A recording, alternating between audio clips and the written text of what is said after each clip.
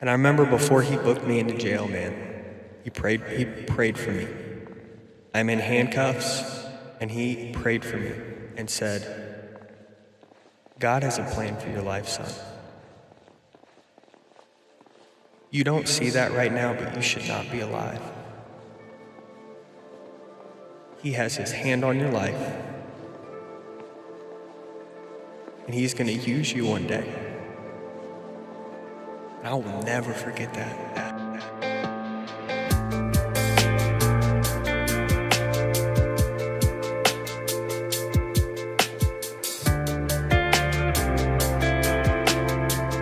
Hi, and welcome to another episode of the Recovery Podcast.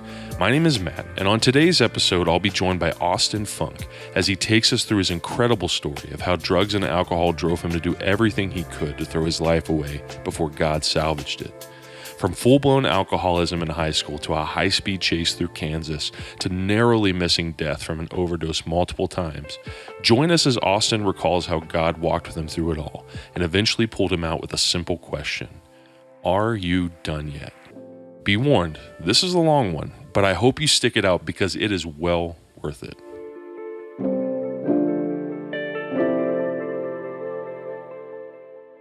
Hi, and thank you for checking out another episode of the Recovery Podcast. My name is Matt, and we'll start like we always do, doing a little housework, and that is by kind of doing our disclaimer that we start every episode with, and that being, while we definitely do encourage anybody who's on the podcast to share from their experience with whatever recovery program or programs they are a part of, nobody is a representative or a spokesperson of said program or programs. That's our way of kind of honoring the spirit of the requirement of anonymity as best we can on a public platform. But yeah, we're all fallible. If we go out and we screw up, that does not mean the programs don't work. Just means that we're addicts and we're human. Go figure. Yeah, true. Came up human again. That's right. So all that said, before I forget, I gotta put on my official podcast host hat and say, if you're listening to this episode and you want to support the podcast, the best thing you could do is just like and comment, share on, if you're listening on Facebook or YouTube, on Spotify, subscribing, liking, stuff like that. It just helps get the podcast in front of people who aren't directly connected to me or whoever's listening. If you know me personally and have heard about the podcast that way, kind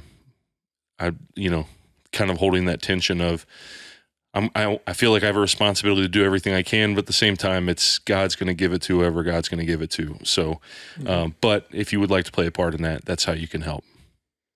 All that aside, I've been looking forward to this. I feel like I say this every time, but I legitimately have been looking forward to doing this since you and I scheduled it. But are you comfortable if I use your last name? Yeah. Cool. So my guest today is Austen Funke, and I said your last name right. Okay, thank you. Yes, sir. I always have Funky, yeah, yeah, funky. Yeah. I bet the elementary and middle school days were I've heard it all, man. Right. So I also have this anxiety that I'm going to screw up somebody's name. Like the only thing I get nervous about before a podcast is I'm going to screw up somebody's name. It is like the only thing that makes me nervous. That's funny. Because I'm terrible with names. But anyways, all that aside, hey, Austen. What's up, man? How you doing this morning? Hey, can you just tip? I don't know if it's the stand that's kind of being funky. I just want to make sure we get. Good? Yeah, that's good. It kind of. I think it dropped a little bit. Okay. Yeah, right yes, much better. All right. Coming through clear, crystal clear. So, if you don't mind, just give us a quick little introduction about yourself, what you struggle with, and maybe mention what programs that you're a part of. Okay. My name is Austen. Program I do mostly nowadays is Celebrate Recovery, so I like to introduce myself, as is the format there, as a grateful believer in Jesus Christ who is in recovery for drug and alcohol addiction, and I also struggle with lust, anger, codependency, and mental illness. Yeah. So, I know that your story is extensive, and so we kind of talked before the podcast and said, hey, if you, for those of you that have listened, and by the way, thank you to everybody who does. There's a lot of people that are like, who've been hitting me up like, hey, when's the next episode? And I'm like, wow, That's cool, that's a man. better response than I thought. That's cool. I didn't think I wasn't sure if anybody was going to listen. Yes, Lord. So those of you who have listened know that we've done it kind of two ways. We've done it the very linear chronological way, and we've kind of done the, let's start about the moment that you got sober and then kind of work our way back. But I think what you have mentioned, your preference, and from what I know of your story, I think we should start from the beginning. So let's go back as far as you're comfortable going back, and start from there. Okay. So, man, I was born into a pretty normal family by the standard of the world. I got a little brother. He's 3 years younger than me. Mom and dad were together my whole childhood. I grew up I lived in Milford, and then we moved to Loveland when I was in 3rd grade. And man, I grew up playing sports. I loved baseball, basketball, football. They pretty much consumed my whole life, and my brother too. He played sports, so we were always running around, going to practices, going to games, out of town tournaments, doing all that stuff. You got that kind of energy about you. Yeah. Way more than I have. Yeah. I loved it, man. And they were a huge part of my life. My dad played college baseball, so there's pictures of me when I was like 3 years old, 2 years old, with the baseball bat or basketball in my hand, whatever. I wasn't even going to say this, but I feel like it's a pretty good thing to mention. So my grandpa passed away when I was 4, about to turn 4. I was just talking to my grandma about this earlier this week. And it really messed my dad up. It was his best friend, and they talked all the time, and they had an awesome relationship. And my little brother was about 2. Not even 2 yet, and he passed away in his sleep. And looking back now, I see that my dad was grieving. He was hurting, and he didn't know what to do with it. And so he developed some issues with anger, and I was actually the catalyst for what my mom talks about it in her testimony, and we'll get into my mama later on. But I guess at that point, I was asking her, where did Pawpaw go? And she didn't have an answer, because she didn't know God. She never grew up in church. And she wanted to give me an answer. So she started going to church. She got in a Bible study. She ended up getting saved when I was really young. But she was really the only one. And she would drag us all to church, me, my brother, and my dad. So all through elementary school, middle school, I mean, we would go to church and pretty much just bolt as soon as it was over. But in 5th grade, I remember going to a church camp with some of my friends. And that was when I had my first encounter with Jesus. And I remember it clear as day, man. Like, we were out of town. We were at this worship service, and they did an altar call, and the worship music was going in the background, "Mighty to Save." I remember it. And I remember, Classic. Yeah, I remember watching all my friends go up to the altar, and there was this like defiance in me, this rebelliousness in me.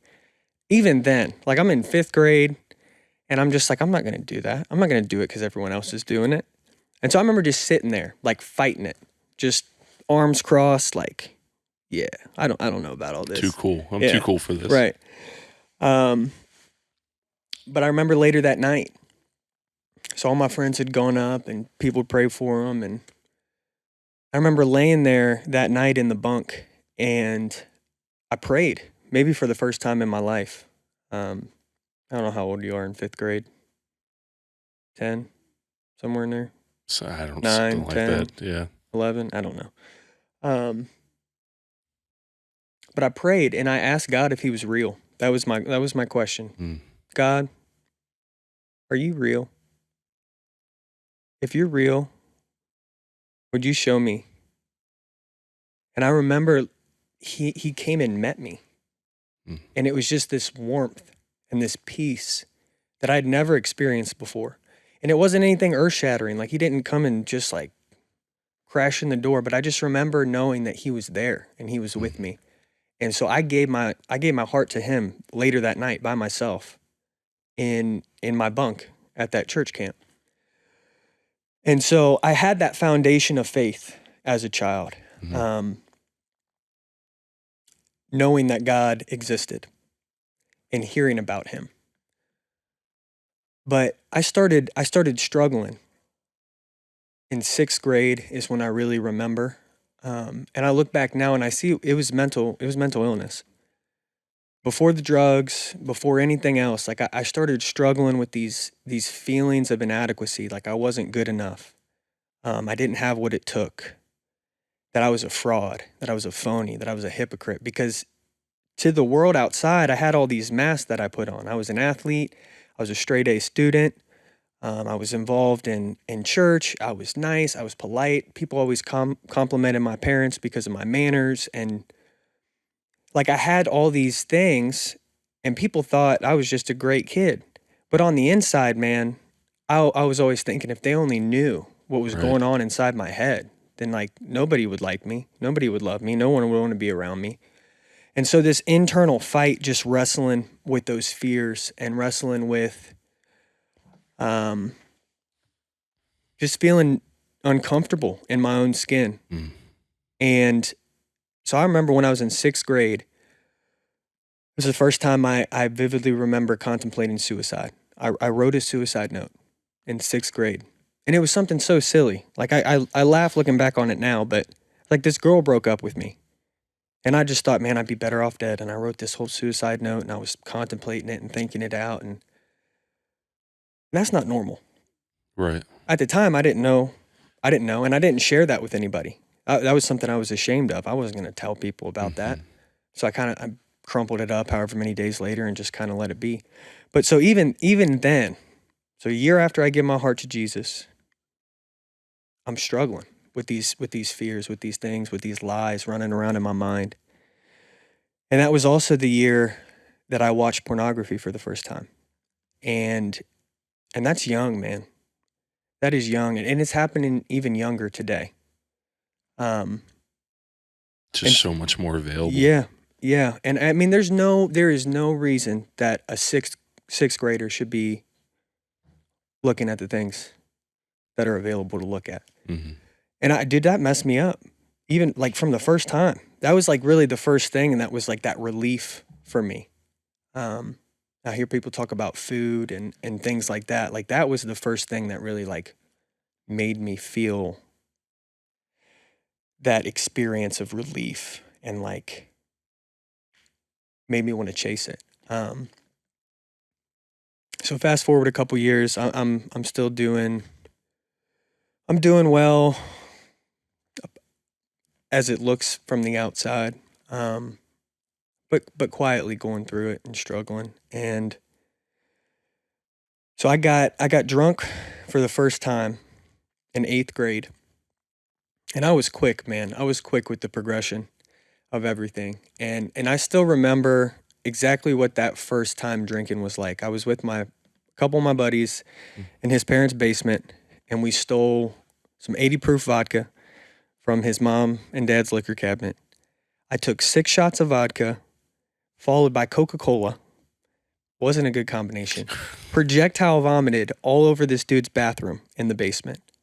It was horrible. And I woke up the next day and I'm like, when can I do that again? Right. Let's do that again. That was amazing. I'd never dude. And I just remember feeling like for the first time in my life that I could just be myself, and I didn't feel like a fraud, and I didn't feel like, I didn't feel this pain and this struggle inside of me. I just felt calm and relief. We've mentioned it a few times. I think it was Daniel Cowan's episode I did. Boy, it was a good one. I love Daniel, man. Yeah, he's like my big brother. He's a good dude, man. Yeah, he is. It was good to see him again, and where we talked about kind of like the first time using what was like, I think he described it as a spiritual experience. Hmm. Like, or maybe we kind of Yeah. came up with that together on the pod. I can't remember how exactly it came to be, but it was profound to me because I realized, because I had the same experience with the first time I used opiates, was like, holy crap. Like, Yeah. I mean, it was like the first time that I was myself. Yeah. Because what I realize, and I think what I'm hearing from you, and I don't think I'm projecting here, is the addict inside of you was always there. Oh yeah. And so the first time that you really used, you found that thing that unlocked it. It was like coming out. It was like, let that beast out of the cage. yeah, Man. And there's this exhilarating freedom Yeah. that comes with it. And I think it's part of that, like, you've heard the phrase like chasing the dragon. Like the first time you get super high, like, or super, like you're chasing that the rest of your using career, like trying to recapture that moment. And it's never as good as it was. No. But that's part of the reason, is that it's you're kind of coming into what you're like, what's happening internally is finally being realized. Yeah. And so, yeah, I thought it was interesting that again, I don't know how we got to that point, but it was like a spiritual experience. Yeah, and I can definitely relate to that because, like I said a few minutes ago, like it was a quick progression. So I drank that first weekend. The very next weekend, I smoked weed for the first time, and the very next weekend after that, I did Percocets for the first time. So it was back to back to back weekends, Crash course. dude. And I was off to the races. I'm like, this is what I am supposed to do with my life. Mm-hmm. Like that was it. And I was a musician. I was playing guitar, so I just had that teenage angsty sex, drugs, and rock and roll, man. Mm-hmm. And so I crash course, back to back to back weekends. Like a month later, lost my virginity, and it just started. And that was my 8th grade year, going into high school, and it started 8 years of insanity and chaos, man. And I mean, from the first time that I used, I did not have control. Mm. I didn't have control. I've never done it in a way that I could limit or cut myself off. It was just more. I want more, and I don't care what it is at that point. One's too many and 1,000's not enough. Ever, man, ever. So I was 13. And by 15, fast forward a couple years, I'm just a full-blown addict. I'm using whatever I can get my hands on. I don't care. I like to use the term dumpster junkie, because I was just mixing drugs, taking as many as I can, stealing drugs from people, getting connections. I mean, first time I did coke, I was 15. I did heroin when I was 16. Like, just the whole thing, man. Hallucinogens and Molly and all pills, whatever you got. I just want it all.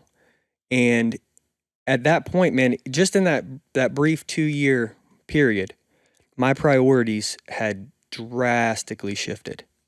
So I went from being a straight A student and playing sports and being involved in church to and caring about my family and all that stuff, to now I'm just stuck in this disease of selfishness and self-centeredness, and my parents are terrified, and they don't know what to do with me because I'm off the chain.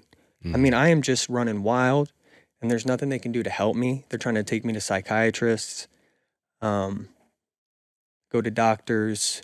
I've been admitted into psychiatric facilities 7 times over the course of my life, and 6 of those times were when I was basically 13 to 18.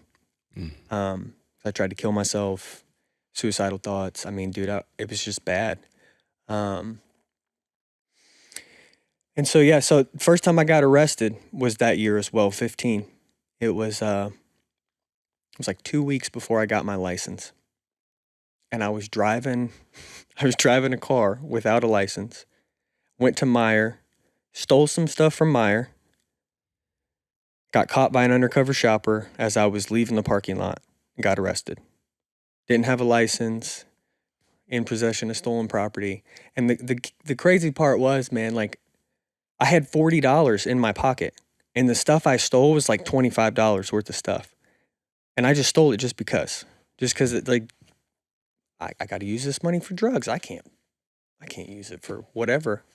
Um, and so that began this, 6-year battle with law enforcement. I mean, I was on probation from the time I was 15 until I was 21.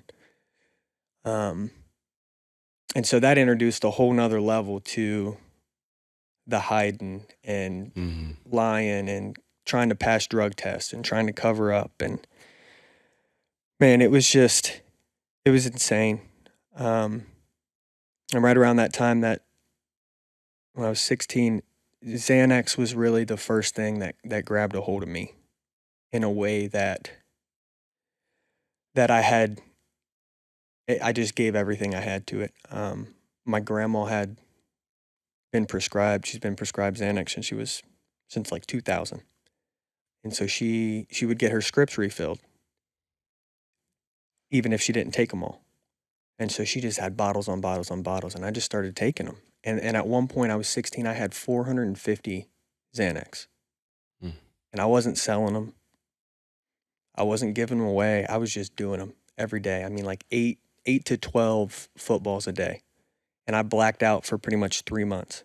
Like my sophomore year going into my junior year. I don't even know what happened that summer. I'd wake up in places and not know how I got there. I woke up in the back of the bed of my car as somebody else, like the bed of my truck as somebody else was driving it down the road. And man, it was just complete debauchery. And I was so lost. And I was broken, man. And I hated the person I was, but I could not change. And I didn't even know what that looked like. And I had drifted so far away from God. I ended up going into my junior year. I met the woman who is now my wife. And we started dating. And I was like a project for her, because I was a mess. And everybody knew it in my high school. At this point, like, I was a bad influence, and people stopped hanging out with me, and their parents thought I had a disease, and their kids were going to catch it. Turns out I did have a disease. It's called the disease of addiction. Right. I didn't really fully grasp what that meant at the time, but I mean, people thinking my parents are bad parents and ostracizing our family and cutting us out. And nobody wants to, like, I don't know what's going on over there. But I met Haley, and we started dating. And within 2 months of us starting to date, I went to rehab. Got sent away. And I was gone for 38 days. And I went to this treatment center. It was the first time I'd ever done inpatient. And I remember going there and making the conscious decision that I was going to do and say whatever I needed to, whatever they wanted to hear, in order to get out of there as quick as I possibly could and go back to doing what I wanted to do. It was supposed to be a 3-month program, and I got out of it in 38 days. Because I'm just lying and saying all the right things, because I knew how to manipulate and play the game. And so I got out and just went straight back to it. And I was playing basketball. It was in the middle of my junior year, the winter of my junior year. And I had this ultimatum. I'd been caught doing drugs, and they told me, like, if you get caught doing drugs again, like, you're done. And I remember, like, 2 weeks after I left treatment, I had already relapsed. I was on this binge, man. I was up in Dayton and got a bunch of stuff. And it was a Monday morning, and I'm sitting in my car before school in the parking lot at school, snorting cocaine and ketamine at 7:15 a.m. I mean, it was not fun for me. It was a necessity. I could not function without being under the influence. I felt like I couldn't talk to people. I felt like I couldn't do anything without being under the influence of something. So I'm sitting there just railing lines in my car before I walk into school.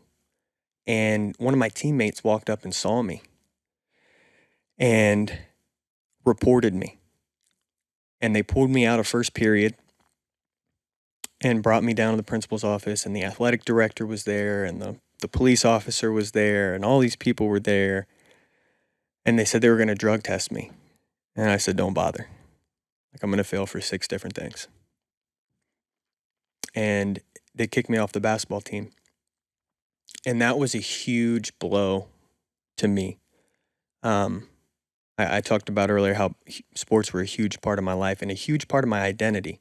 Because even though I was crazy through my addiction and my mental health issues, I was still excelling at sports, man. Like, specifically baseball and basketball. I mean, I was starting varsity basketball as a sophomore, playing up on varsity baseball as a freshman for the tournament, and dude, it was a huge part of my identity. And when that got taken away, and all my friends from the teams and everything, like, didn't want anything to do with me anymore, it sent me into like a major, major depression. And I really just stopped caring. I mean, like, I had to kind of hold it together and kind of keep up appearances in a way so that I could continue to play sports. But once that was gone, they told me I couldn't play any more sports throughout my high school career. Any school-sanctioned sports, I was done, because it was my third. There's no reason to hold back anymore. Yeah, there was my third time getting caught doing drugs, and I was just like, well, all right then, screw it. And man, I just started going even harder and drinking every day. I couldn't smoke weed at the time because I was on probation.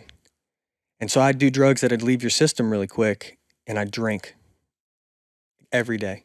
And it's hard to drink when you're that young. So right, it's not like you can just go to the store and get it yourself. I was stealing bottles from stores. I mean, I had like routes. I would go and steal a bottle from here this day and here the next day. And my senior year, man, it's like, I'm kind of skipping around a little bit, but basically it was just what you hear, man: jails, institutions, and deaths. So throughout my whole high school year, it was just years. It was institutions. I was going to hospitals, psychiatric facilities, overdosed, had to get hospitalized a couple different times, and having problems with the law, violating my probation, getting more charges, getting arrested, drug charges, paraphernalia, theft, underage consumptions, OVIs, the whole gamut. And like my senior year, man, like, God bless my teachers. Dude, I was drunk my entire senior year. Every day. I was drinking in the middle of class. I would wake up, and I wasn't drinking, I was drinking liquor. I was drinking whiskey and rum. And I would put it in, I had a little like green Gatorade bottle. It was a little like spray bottle with the orange lid on it, dude. Yep. And I would mix up, I'm just drinking liquor in the middle of class, dude, and thinking I'm slick. And I just reek of alcohol. I'm passing out drunk, just falling asleep on my desk, going to the bathroom in between periods. I mean, I was just drunk the entire time. And I graduated. I graduated with honors. And I remember hearing my whole life, like, how much potential I had and all this, and it always pissed me off because I knew that there was so much more to life than what I was doing, but I was completely incapable of doing it. I didn't know how to make it come together. It's almost like this sense of, yeah, I know, but you don't know. Yeah, like the soft white underbelly of right. all of this. Like, how does that happen? Yeah, I hear you, but how does it just reminds you of how much of a screw up you are. I know I'm fucked up. I know I'm a mess. Like, you don't have to tell me. You don't have to remind me. I got to live with myself every day. Like, right. And you know they mean well. You know, it's and I've had the same experience of like, man, you have so much going for you, and so that would honestly, for me, that drove my addiction further. And let me be clear: it's, if you're listening to this and you're one of those people that poured into me, now all of those things you said, I hope you've seen in my life that they've taken root and grown. But at the time, you know, in my jacked up way of the lens of life that I saw life through, hearing those things just made the guilt worse. Yeah. And so again, this is not, don't not say those things to people you love, but just this is the perspective of an addict, that when we hear those things, we internalize it, but we don't internalize it in the way that you would think like a normal healthy person would take them, and it would feel encouraged. No, it does the opposite, because we're aware. Yeah. We're aware of how screwed up we are, and we're aware of how much we're wasting, but we can't stop. Yeah. I mean, I saw it, man. I saw how it was affecting everyone around me, everyone that loved me, Mm-hmm. and just like, and when we were talking about before the podcast started, like, there's nothing worse than having a head full of or a belly full of liquor and a head full of AA. Like, dude, I had experienced recovery. I got sentenced to AA and NA meetings when I was 15.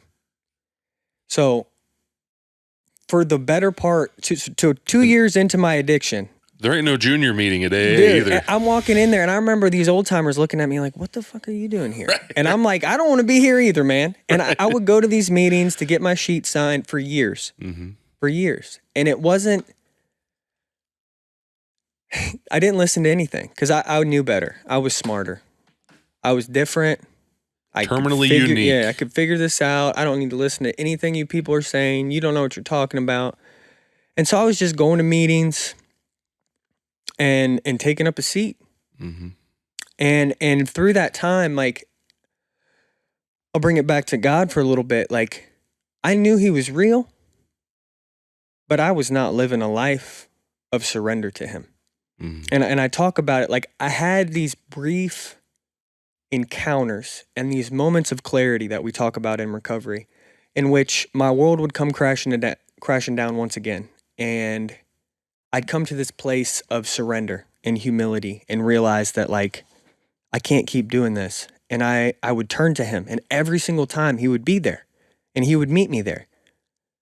And so I would have these moments where I experienced his love and I experienced his grace.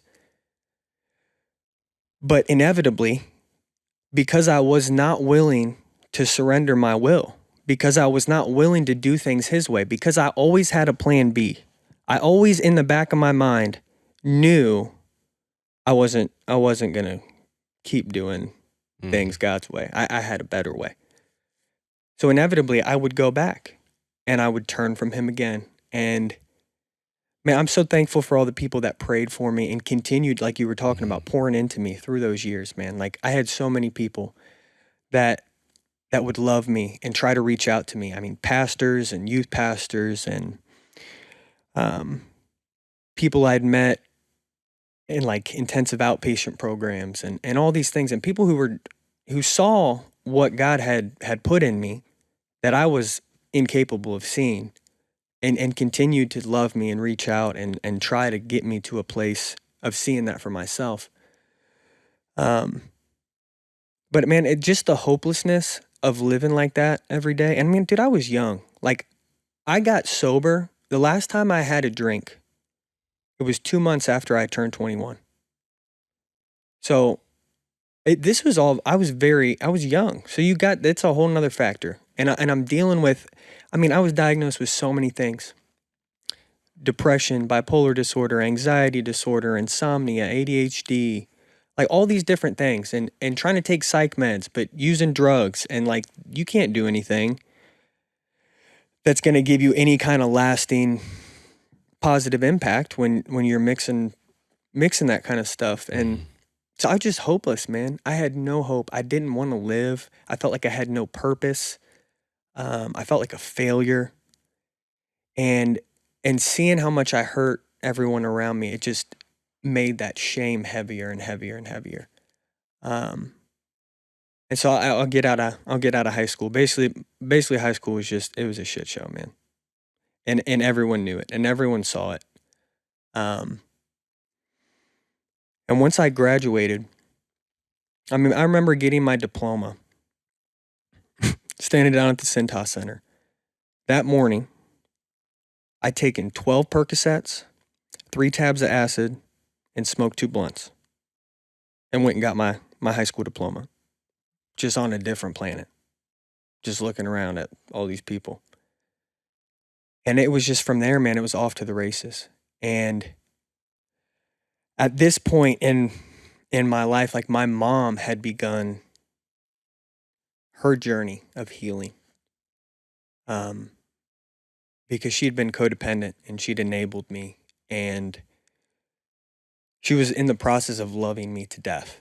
She loved me and she wanted to help me, but she kept enabling me, and she would hide stuff from my dad because she didn't want to get him upset. And for a while there in high school, my dad and me, dude, it was some serious tension because he's never done drugs. He's never smoked weed ever in his life, and he doesn't drink. And so he just could not understand why his son was doing what he was doing. Why can't you just stop? And because he never had that experience. And there were a few years there where it was hard for us to be in the same room without wanting to fight and like yell at each other and scream at each other, because it was not good in my house. I mean, my parents almost got a divorce because of the turmoil and the stress, and then my little brother's getting neglected in the process because of all the things that are going on with me. So he's not getting the love and attention that he needs because my parents are too worried about what's going on with me. And so it's just like all this stuff in my home, in my family. And it got to the point where mom's like, if you're going to keep doing this, you can't stay here anymore. You can't do this. Like if this is what you want to do, you can't do it in my house. And she started setting up these boundaries, and she started coming to CR. And I remember like she would bring me to CR meetings, and I was just high as a kite, dude. I remember coming here to the village so many times and just sitting here high and just miserable, hating my life, but acting like I'm cool, acting like I got everything together. And like I said, there were some moments of honesty, there were some moments of clarity, but ultimately I was just putting on a front and putting on this charade, trying to please her, trying to get my sheet signed, comply with probation, all that stuff. And it was just miserable, man. It was a miserable existence. And when I got out of high school, it was really bad. And I'm thankful I did not go to college. Maybe one day I'll go back to college, but that was a wise decision that I made at that point, because if I would have gone to college, it would have just been a waste of time and money. Because I was, my job was doing drugs, and that was the only thing I really cared about. And so basically my entire summer after I graduated, I'm just sleeping on people's couches, going around just searching for my next high. And living that life of insanity. And so I actually I went to rehab. I'm trying to rehash some stories here. I went to rehab, and I had one of these moments of clarity, like after that year that I graduated, where I realized like if I kept doing what I was doing, I was going to die.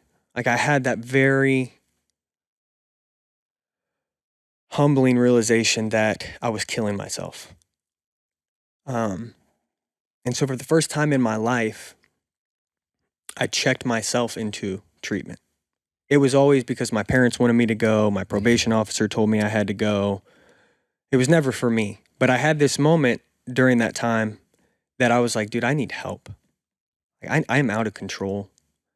And struggling with suicidal thoughts and depression and anxiety and all that stuff, man. And so I checked myself into treatment at the Adams Recovery Center in New Richmond. And I was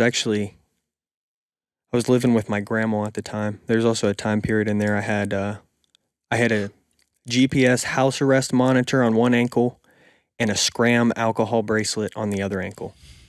You're just accessories, man. Bro, dude, ankle jewelry to the max. And still getting high. I'm meeting drug dealers at NA meetings, like, cause I gotta go to meetings still, and you can see my GPS where I'm at. So I'm like, yo, meet me at the parking lot. So I'm going to meetings and getting drugs and coming and getting high. Just craziness, man. And so I went to this treatment center, and I was there for like 20 days or so. And my first time leaving the facility, I had to go to the doctor. They did something. I mean, it was going to be like a long-term, months staying there. And I went to this doctor's appointment, and they had like a little shuttle taxi cab service that took you there and dropped you off, and then somebody'd come back and pick you up. I remember I got done with this doctor's appointment early, and I I thought it was a great idea. I had like literally 10 minutes. And I'm like, it's time to go get some booze. And so I run down the street to Kroger, steal 3 bottles of liquor, bring them back to the treatment center. It was the dead middle of winter, so I had my winter coat on. Take them back to the treatment center, hide them in the ceiling of the bathroom, and proceed to drink for the next week at night, every time I go to take a shower. And because I'm not really special or unique in any way, I'm just a pretty standard junkie alcoholic, they searched the ceiling because I guess somebody had that idea before. And so they came out with these bottles of liquor. And I'm 18 at the time. And they came and basically told everybody, like, until somebody owns up to this, until somebody like takes responsibility for this, nobody can have visits, nobody can have phone calls. Like, whose are these? And so I stepped up and told them it was me. And they're like, man, you're sick. Like, you need to be here. But they had to notify my probation officer. And my probation officer was like, no, you need to go to jail. So I remember they came and picked me up from treatment and took me to jail for the first time. And because of my past history of suicide attempts and mental health stuff and all that, like, I went to solitary confinement for the first 10 days. And I turned at 19 in that cell in solitary confinement, 23 hours a day locked down. And I'm sitting there turning 23 or turning 19 on the 23rd of February. And still not really ready to surrender. And I ended up I was in jail for about 3.5 months, 110 days. And I ended up meeting my cousin in jail. A cousin I didn't know.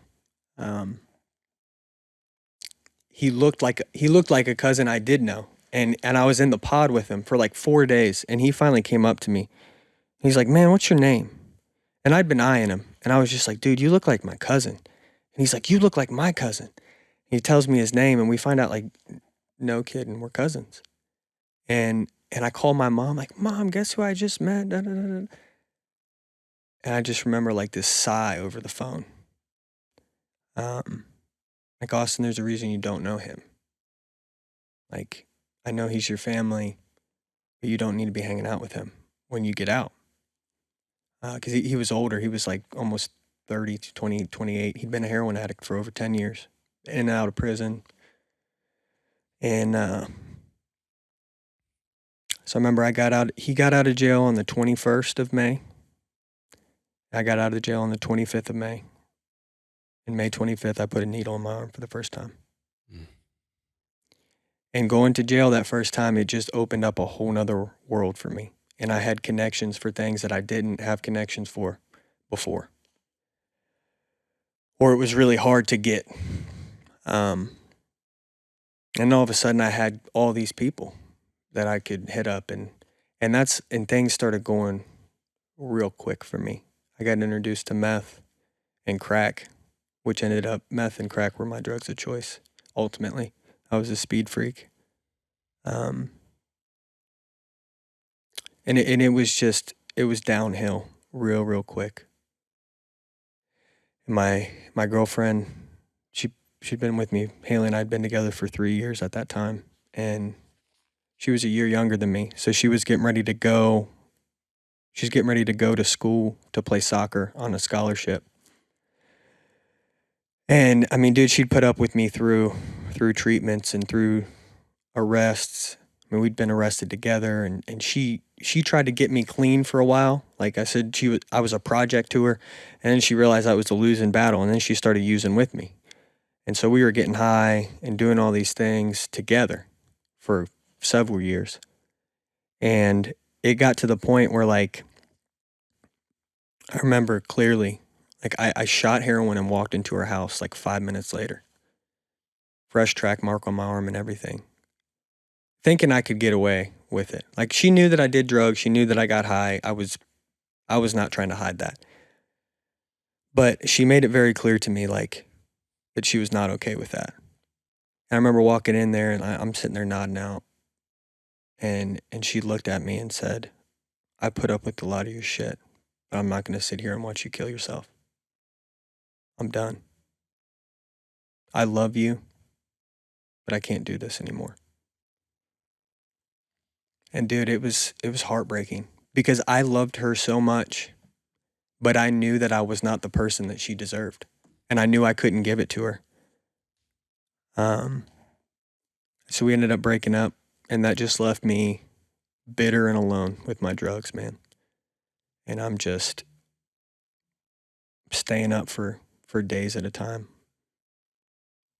smoking crack, shooting meth, paranoid, losing a ton of weight.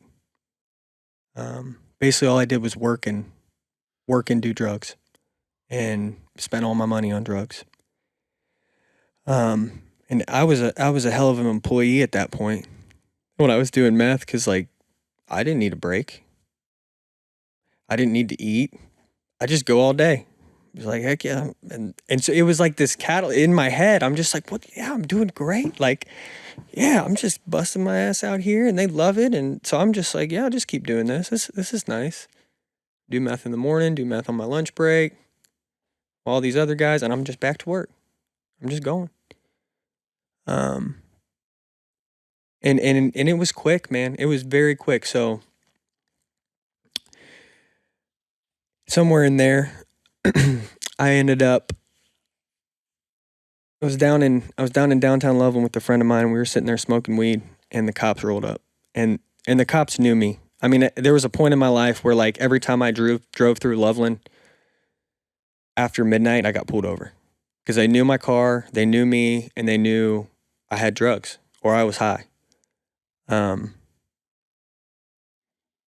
so we're sitting there, and they roll up and they see it's me, and they start searching the car, man. And I got a bong, I got like an ounce and a half of weed, I got Klonopins, I got cocaine, I got heroin, all on me. And I am not going back to jail at this point. I'm just not doing it. And I ran. I ran from the cops and went straight up Rambo, through the woods, crawling on my hands and knees, and I ended up getting away. And I remember calling somebody. I ran to one of my drug dealers' house, down the bike trail, all the way down the bike trail, dude. I mean, like miles. And when I got away and the coast was clear, like any good drug addict, I did all of my drugs that I had on me at that time. And that's a heck of a combination to just, not my weed. I left my weed behind. That was unfortunate, but I did all this stuff. I did all this stuff I had in my There was my a part of you jacket. that's like, Yeah, can I go back for that? Can I go back for that, man? Dang. You think they took it? Yeah. But so I did it all, man, and I'm sitting there about to OD because I just did, I don't know how much heroin, cocaine, and Klonopin all in 5 minutes, and just, I'm like stumbling, staggering, blacking out, nodding out. And I remember calling somebody to come pick me up, and I went back to my house. It was like 3 o'clock in the morning, and the cops had been there looking for me. And my parents told me, it was a Saturday night, and they told me that next morning when they came home from church, they were taking me in, and I had to turn myself in. And I just made this decision where I wasn't going to do that. And I packed everything I could think to bring, hopped in a car that had expired tags, and I took off. Went on a cross-country road trip for 10 days. I brought some meth, ton of weed, hit the road, and just left everything. I didn't have anything there to, I felt like at the time I had all kinds of stuff to live for, but at the time I'm just like, I got nothing, like whatever, I'm gone. And I took off, man, and it ended up leading to a high-speed chase in Kansas. I was going 92 in a 65, and I got pulled over by a Kansas State Highway Patrol guy. And I remember pulling over to the shoulder, looking back in my rearview mirror, and seeing him walk towards me. And then I blacked out. And 10 minutes later, I am driving down the road going 125 miles an hour with a police officer in hot pursuit. And the chase, man, it was 50 minutes long. And in Kansas, there's nothing. It's just straight. So I'm just flying. I'm just flying down this highway, and I'm just completely out of my mind. I'm paranoid. I'm thinking that this guy, when he pulled me over, I'm thinking this guy knows about me running from the cops in Ohio. I doesn't know who I am. But in my head, I just have this narrative like, whatever. Like you're on FBI's yeah, Most like, Wanted. exactly. Yeah, like you, Yeah. They're coming for me, Right. man. At that point, dude, everybody was coming for me. I'm looking out the windows all the time. I think dude, you can't. Yeah. It's not healthy, man. You can't not sleep and do that. It's just not good. I'm just like paranoid and fearful all the time. And so I think this he's coming to get me for what I did. And I ended up going on this high-speed chase, man. And I remember in the middle of this thing, I called my dad. And he talks about it. He's told me about it after I got clean. Like, he said it was so surreal because I just had this like this unsettling calmness in my voice. Like I was not me. And I was just talking like you and I are talking right now. Like I'm driving down the highway running from the cops right now. And just telling them like narrating the whole thing. And there's more police officers joining in the chase and everything. And I remember in my head at that point, like I thought for some reason it sounded good. Like if I make it to the Colorado border, they can't arrest me because they're Kansas State Highway Patrol. And so in my head, I'm like, I just got to make it to Colorado. And I get off an exit and they had spike strips laid out. No joke. And I dodged them. Went around them. First set of spike strips. They had a barricade set up and everything. Went off the road, went around them. Kept driving. And I had some other ones laid out. I don't know how many miles up the road. And I hit them. And it blew out my right two tires. I tried to dodge it. I couldn't get around them. Blew out my front and back right tires. And I just remember driving. I'm on the phone with my dad. And I had this moment where I was just like, I don't want to live anymore. I can't do this anymore. I just want this to be done. And I'm going 98 miles per hour with two blown out tires, and I jerked my wheel as hard as I could. And it was literally like the hand of God came down from heaven and just, it went up on the side. My car went up on the side, and I'm like leaning, and it was just like it got slammed back down to the ground. And he was just like, no, not today. And I drove off the road into a field, went through three of a farmer's fences, 3 fences of this guy's property. And I got to the point where my car literally wouldn't drive anymore. Like it wouldn't move anymore. It was just done. And I got out and sat on the back of my car and smoked a cigarette and watched all these law enforcement officers and the game warden with his sniper rifle start swarming on me. And they got me, threw me to the ground, beating the shit out of me with a nightstick. I deserved it. It was off, dude. I was putting people's lives at risk. It was terrible. And they searched my car, and they're literally the only thing I had was weed. And they're like, why were you running? And I couldn't give them an answer. And so I go back to the station. I'm telling all this story for a purpose because it'll tie back into a story from later in my recovery journey. It's a hell of a story. Yeah, yeah, dude, it was insane. And people don't believe it. I mean, there's an article about it online. Unfortunately, like it was real. It's not something I'm proud of. And it happened, but that's where I was. I was 19 years old and just Dude, it's just chaos. That's where addiction took me. So the police officer that started the chase and initially pulled me over in Colby, Kansas. I get back in his cruiser, and without driving in excess of 100 miles an hour, this trip back to the start was like an hour and a half. And this dude was a Christian, and he put K-Love on the radio, and he treated me like a person. And I remember before he booked me into jail, man, he prayed for me.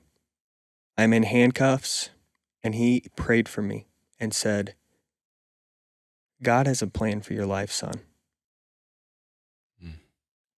You don't see that right now, but you should not be alive. He has his hand on your life, and he's going to use you one day. And I will never forget that. This man prayed for me before he booked me into jail. And I'll get back to that later on. But I'm in jail at this point in Kansas, like 14 hours away from anybody I know. And I called my parents to come bail me out, and they're like, no. And I'm thankful for that now. Pissed me off at the time. Sure. But this is a decision you made. Mm-hmm. You're going to live with the consequences. And so I sat out there in jail, man. And I was just talking to my therapist about this actually earlier this week. Like, I have a pretty high tolerance for not doing well, for adapting, for surviving in situations that aren't ideal. And that can be detrimental sometimes. Because like every time I went to jail, I went to jail probably six different times. And I would just enter this mode of just like survival. And so that's where I'm at. I'm just surviving. I'm reading books. I'm doing crossword puzzles. Some whatever. No big deal. Act like it's not a big deal. But that shit sucks, man. It sucks. I'm in jail, and it's sad, and it's lonely, and it's depressed. Like, what are you doing with your life? And I got out of jail out there, and I knew that I wasn't done. That's the saddest part. All that happened. I just ran from the police. I just did all this stuff, and I knew I wasn't done because I wasn't adequately horrified, as Mitch said. Mm-hmm. So I got out of jail, and the day I got out of jail out there, I found the cheapest motel in that city, which conveniently had a liquor store, not even a block away. It was attached. And I proceeded to sit in that hotel room for 2 weeks and drink myself into oblivion. With the express and intent purpose of, like, I wanted to die. I did not leave the room for 3 days at one point. Like, I'm just meeting people out there. I'm having sex with random women, like a 40-something-year-old woman, so she could buy me alcohol. And I'm 19. Like, don't care, just using this lady. I don't talk about that all that much, but dude, I didn't care. I just wanted what I wanted. And I remember laying there, dude, like I had drank so much, and I hadn't eaten. I hadn't even opened the blinds, dude. Like, I'm just sitting there drinking hard liquor. And I woke up, I had pissed myself. I had shit my pants. I had vomited all over myself in the sheets. And I was bleeding. And I was laying in this bed, and the TV was so freaking loud. But I was incapable of rolling over to grab the remote to turn it down. Like, just alcohol poisoning. Like I was just laying there covered in all my bodily fluids, and I couldn't even roll over to turn the TV down. And I remember praying, God, just make this stop. I can't do this anymore. Fell asleep and woke up. Pissed off that I woke up. And somewhere in that point in my life, like I would get mad when I woke up every morning because I had to do it again. I still gotta live. Are you freaking kidding me? I couldn't look at myself in the mirror. I had to brush my teeth in the shower because I was so ashamed of myself and what I'd become. I mean, dude, I was walking around like 133 pounds at one point. Skin and bones, my face sunken in. Like, I look like shit. And I got on a Greyhound bus after that. Bacardi 151, the whole way back on the Greyhound. Stuff was brutal. Used to call it Satan's piss. Just burned, man. And I just drink it straight. That's where I was at. I just drink it straight. And I was rolling back on that Greyhound, and as soon as I got back home to Loveland, I just started right back where I left off, using meth. The day I got back, some guy hit me up on Facebook, like, I got some fire, bro. Run it. And at that point, I had a warrant out for my arrest in Loveland. And so for 6 months, I'm back, trying to dodge the police, working, using meth, smoking crack, and everything else. I mean, that was just the main things, but I ended up getting caught finally. And again, I was so mad at the time. I got caught fishing without a license. I was literally, I had no drugs, like I was with my friend and we were fishing. And a wildlife officer rolled up and we didn't have fishing license and we were on we were in a park that we shouldn't have been in. And that's how they found me. They ran my name and they're like, and so the cops came and got me. And I remember I've been on a high speed pursuit and I got busted like, fishing. This is what I'm getting caught for. Are you serious? Man. But I'm grateful that I did. I mean, it could have been a whole lot worse, you know? But at the time, I'm just like, I'm so angry. And so I go to jail again. And I mean, this is my sixth time at that point. And mind you, I'm like 20. So it's like, that's pretty crazy. Mm-hmm. So I go to jail, Claremont County Jail, and I get to do this program called CASC. Claremont County Alternative Sentencing Program. I was in jail for a little over a month, and then they transferred me over to CASC, and it was basically a drug and alcohol lockdown. I mean, you're still in jail, but you're going to classes. They're bringing CR meetings in, AA meetings in, NA meetings in. You're seeing a counselor, stuff like that. And I got sentenced to 90 days in there, which was the max. And at that time, dude, like it had been some years, really, since I'd given God really any kind of thought. And I had finally gotten away enough at that point to get some clarity and get my feet under me. And the fog had lifted a little bit. And I remember recommitting my life to Christ while I was there. And I met a guy in there who used like I used and talked like I talked, but he was clean. And he'd found another way to live.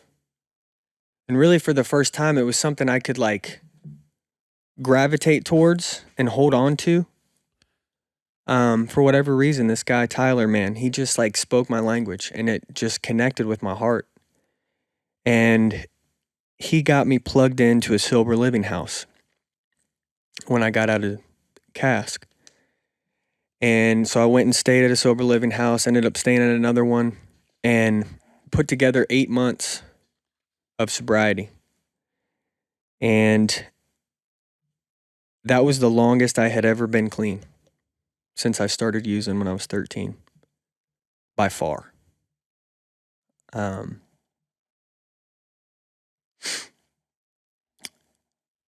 I was doing the deal. I was going to meetings and I was actually listening to what these people were saying. I was spending time with God. I was praying. I was reading his word. I was serving at church.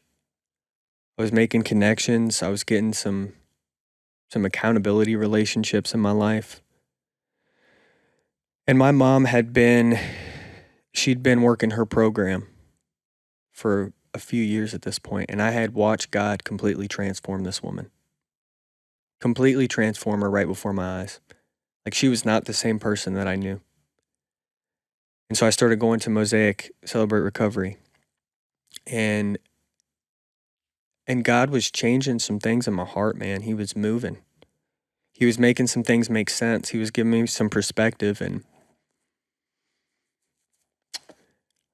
I remember I talked about this on a different podcast a few weeks ago. I just feel like I need to share it again. Like, I talked about how pornography was really the first gateway for me. Like, sex has always been hand in hand with drugs for me. It's just the sin of my flesh. Lust and porn and sex and all that.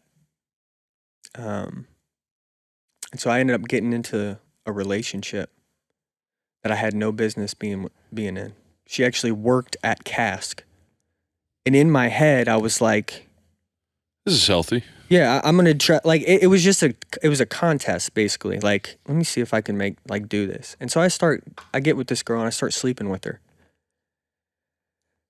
And so I'm like trying to do the right things and go to church and spend time with God and go to meetings and listen and do all these things. But I start hooking up with this girl and I know it's wrong. But I continue to ignore the Holy Spirit. I continue to ignore his promptings. And ultimately, after going on for a couple months like that, I started crossing the line in my integrity. And I got to that point where, like, drugs didn't sound like that bad of an idea. Because with sexual sin comes so much shame and condemnation from the enemy and lies and just feeling dirty. And I started believing those lies and I ended up relapsing. And I was sharing about this like from January. So I relapsed at the beginning of January 2017. And from January to April, it was the worst time I ever had using. It was not the most amount of drugs I'd ever done. I wasn't even using every day. But the spiritual warfare that I experienced during those 4 months, it was intense. Because I had tasted and seen that there was another way to live. Mm-hmm. I knew for a long time that there was another way to live because I had to go to meetings and I was listening to all these people, whatever. But like I had actually experienced it for the first time. Like I don't have to do this every day. Like I had some freedom and God had poured out his grace on me. And I turned back to that life that he was trying to pull me out of. I always love this scripture. My wife makes fun of me all the time because I just like say it all the time. But like a dog returns to its vomit, so does a fool return to his folly. And that's what it was like in that time. Like I'm just running back to the vomit. I'm just running back to all these things that don't satisfy me, that don't fulfill me, that leave me feeling empty, that leave me feeling hopeless, expecting them to do what only God can do and fill this hole inside of me. And that's what I was doing for years, man. Just trying to medicate this brokenness, trying to medicate this hole in my heart that only God can fill. And so, dude, I'm like, I'm not going to get into all that stuff, but like, I'm seeing demons. I'm having conversations with demons. They're like watching me as I'm awake in the middle of the night on meth, saying, we got them right where we want them. And I know it was real. I know I was high, but I know I had seen this other side of things that I before had no idea existed. And it was terrifying. And that was one of the biggest things for me. Like, I realized that I had no power over these things. Because still in the back of my mind, even in that 8-month sobriety period, I still had this plan B. Like, ultimately, I could find a better way. But when this stuff started happening and I started having these, like, I was getting tormented, and dude, it was horrible. And I had this moment where it's just like, if this is real, then God has to be real. And I know that I cannot overcome these things. I need someone who can, and it has to be Jesus. It has to be him. I need it to be him. If it's not him, I'd rather die. And I remember it was April 8th, 2017. Right in that period of just misery. I had gone to celebrate recovery at Rivers Crossing the night prior. And I remember clear as day, I was sitting in that meeting and I knew in my heart that if I did not share honestly, I was going to go drink. I maybe had a couple days sober at that point, a couple days clean. And I turned 21 in February. So, like, I could go buy liquor now. Right. Without having to steal it or whatever. Have someone else buy it for me. And so I was sitting in that meeting with $14 in my pocket, and I knew that if I did not tell on myself, I was going to leave that meeting and go get drunk. And I sat there and did not say anything about it. And so it's exactly what I did. I left that meeting, went and bought a bottle of liquor, went home and got drunk. And the drugs and alcohol also go hand in hand for me, because when I start drinking, I just give me some drugs. It's not enough. It's never enough. And so the next day, I'm drinking. I reached out to a guy to go buy some meth. And I'm on my way there. I'm blacked out at this point. No condition to be driving a car. Like, slurring my words, drunk. Like, messed up. Meth is going to sober me up, though, right? Dude, I'll drink a bunch. I'll just do some coke or I'll do some meth. I'll smoke some crack. I'll be sober then. I'll be good. Then I can drive. Then I can go to work, whatever. You know, Mitch has... So Mitch is both of our sponsors, by the way. Yes. He gets around. Mitch gets around. I have a saying for I have a saying, but I'm not going to say it on the podcast.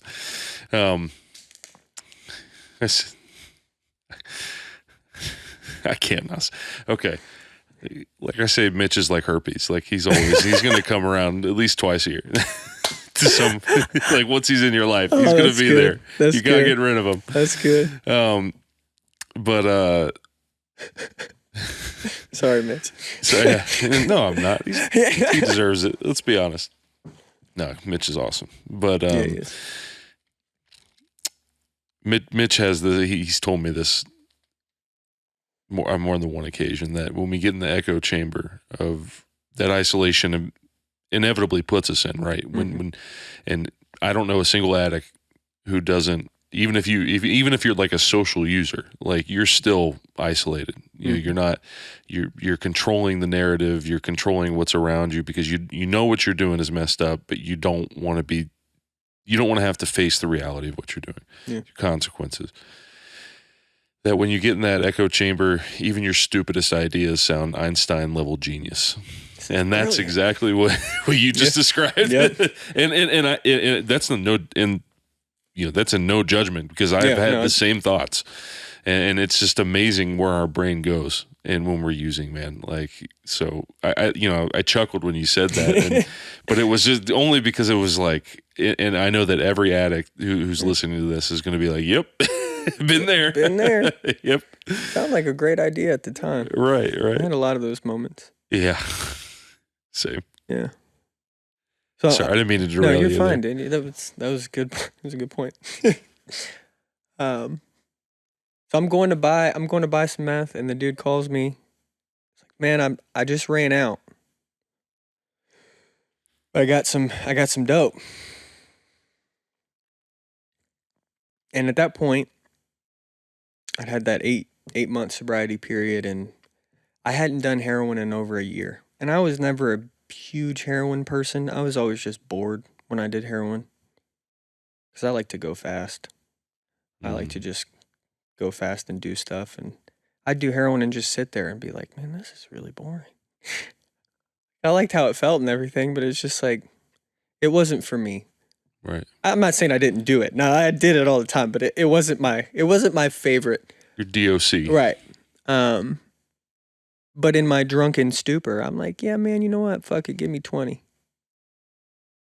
So I roll up and get this, man, and I drive down the street. And that night, I'm supposed to be at the youth pastor of Mosaic's house doing a worship night. Because then again, like I said, I had gotten back in church and I was serving and I was like involved and I'm a musician and I've led worship for years. Not really at that point, I wasn't leading worship, but I played guitar and sang and everything. And so I was supposed to be with people from church that night, leading worship at this little prayer meeting they were having. And Haley had come back into my life at that point in February after not speaking for over 2 years. She went through some things. I'm not going to tell her whole story for her, but she went through some serious addiction struggles. She went to school, played soccer, blew out her knee, had 4 knee surgeries, got hooked on pain pills, came back after a semester, moved down to Clifton, lived a Clifton party life. Her grandma got sick. She had to take care of her grandma as she was dying. And she was just in a really bad spot, man. And she'd come back into my life at that point, and I'd invited her to CR and invited her to church. And so she was over there, and people were calling me, and I was notorious for just going MIA.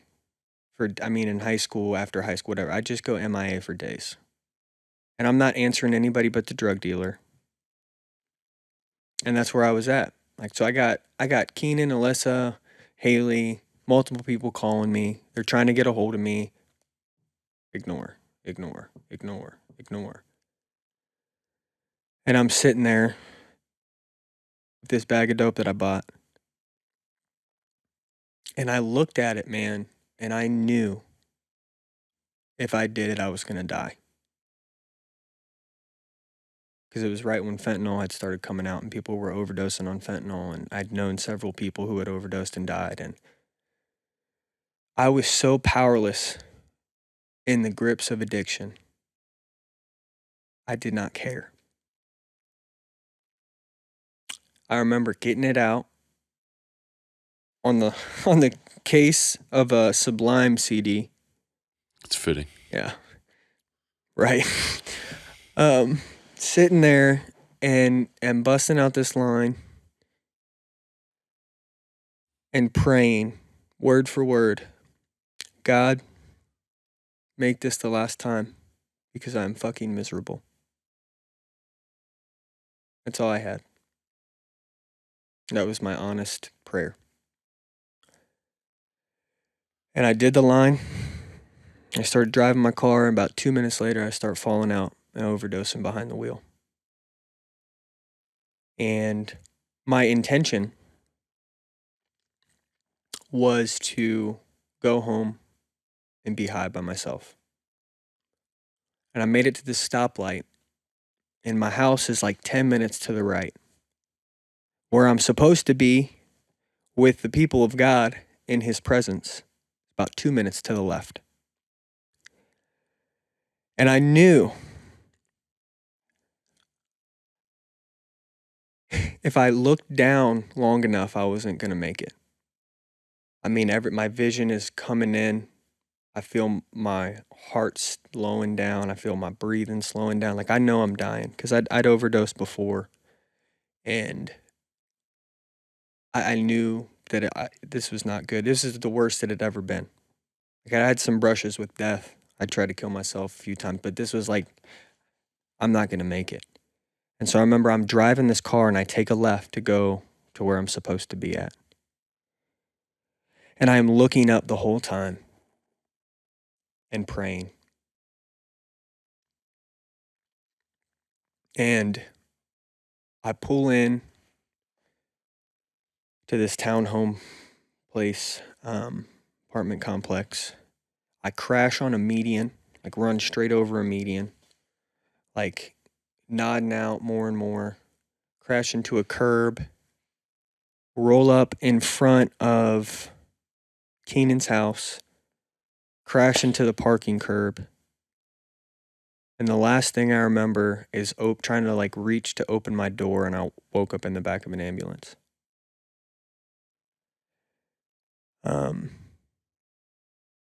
I guess they'd seen me roll up, and they came out. Haley and Keenan had come out and found me motionless, unconscious, my lips turning blue, my hands turning blue. And it's some serious trauma for Haley still to this day. I clearly don't remember that, but I can't imagine seeing that would be something that is easy to live with. And they called the paramedics, and the paramedics came and they hit me with Narcan twice. I woke up in that ambulance and they took me to the hospital. And I remember God hearing, like, I remember this. I'm sitting in this hospital bed, and the nurse is telling me, there's no reason you should be alive. And she told me if you did not make it to where you were going, if they wouldn't have found you, if they wouldn't have called 911, and if the responders wouldn't have gotten there within a minute, if it was more than a minute, you'd be dead.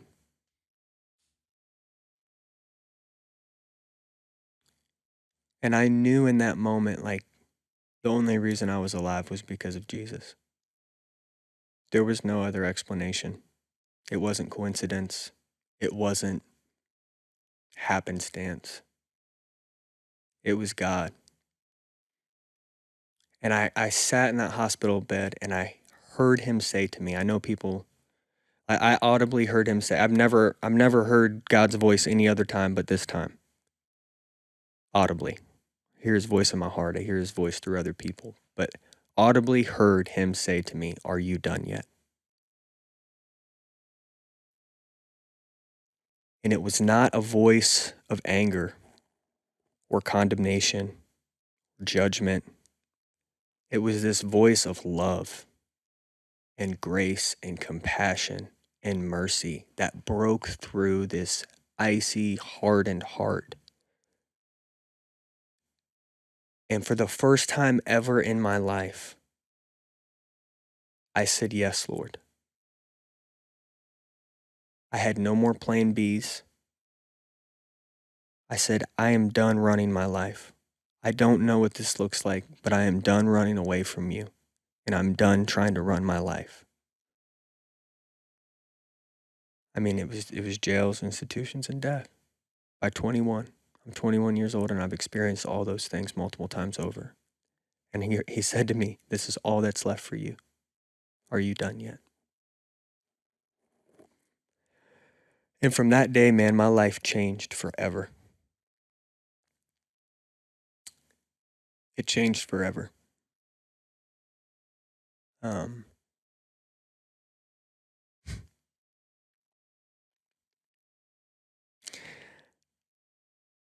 the same night that I was sitting at that meeting with $14 in my pocket, the day before, I met, or I'd met him already, but God had put it on my heart to ask Charlie to be my sponsor.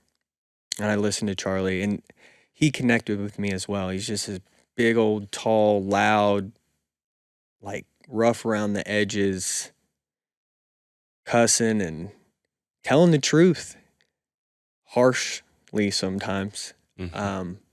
But I needed that. I'm not one that can. I don't respond well to being coddled, and like I need the hard truth because I'm stubborn. I don't listen, and I need to be into submission sometimes. And I remember like I was supposed to ask Charlie to be my sponsor, and I didn't do it that night either. I just went and got drunk. And so I called him that Sunday after I had overdosed, and I was completely broken, man. I was desperate. I was terrified. And he said, "Good. I was wondering when you're going to come around. I've been watching you for years. Let's meet tomorrow." And it's like I said, I've been coming around to meetings off and on and popping my head in, and you've been watching me. And he told me that later, like, dude, I've been watching. I knew you were going to get it eventually, but I didn't come up to you before that because I could tell you weren't ready. And dude, if I'd never met him, I don't think I'd be alive today. I don't think I'd be here. Because he took me by the hand, by the neck sometimes, and drug me into this new life that I have today. And we went through the big book. That's how he got sober. He'd been sober 28 years at that point. And he got sober one-on-one with his sponsor going through the big book. And so we started meeting weekly and reading the big book together. I started calling him every day. Even when I didn't feel like it, even when I thought I had nothing to say, even when all I did was scream, I called him every day. I started going to 3 CR meetings a week. I started going to Mosaic here at the Village and Rivers Crossing on Friday nights, doing AA meetings, doing church. Started doing quiet time every morning. And the first 6 months, man, were brutal. It was brutal. I did not know how to live clean. I didn't know how to live and function without drugs and alcohol. That had been my crutch. That had been my solution for so long. I didn't know how to live any other way. So I remember just calling him and I was so angry, man. That's one of my struggles that I've been working through in recovery through the years. It'll be 6 years next month since I started this journey. I was so angry and just like calling him and ranting and raving and he just listened and listened and listened and was there. And he was the first person that I ever trusted with everything. I mean, I had trusted some people with some things, Mm-hmm. but he was the first person that I ever felt safe enough to tell the whole truth about everything. And I did that during my first 4-step. Because through those years, I mean, so from 15 to 21, I went to meetings and basically did nothing except the 3-step dance. 1, 2, 3, 1, 2, 3, 1, 2, 3. I can't. He can. I think I'll let him. All right, never mind. No, I don't want to do any of that work. Are you kidding me? That's too much work. I'm not writing an inventory. And so I'd never done it. And I remember that first inventory I wrote. There was like 113 things. I filled up an entire notebook. I mean, and I'm a writer. I'm a songwriter. I'd always been a writer. Before recovery, writing was the only thing that helped me not want to blow my brains out every day. That sounds kind of harsh, but like, it was the only way I could process. I loved it. I love reading. I love writing, expressing myself through words. And I would journal and stuff even before I got clean. and I'd write songs and I'd write raps and I'd write poems and I'd do all this stuff just to try to process all the stuff that was spinning around in my head constantly. And so I start putting this stuff down on paper in black and white and sharing the gut honest truth. And dude, novels, just like pages after page after page filled up with all this stuff. And some of that stuff, man, I swore I was going to take it to the grave. I was never going to tell a soul. There was things I did, man, that I had never told anybody about. And I was so ashamed of. And I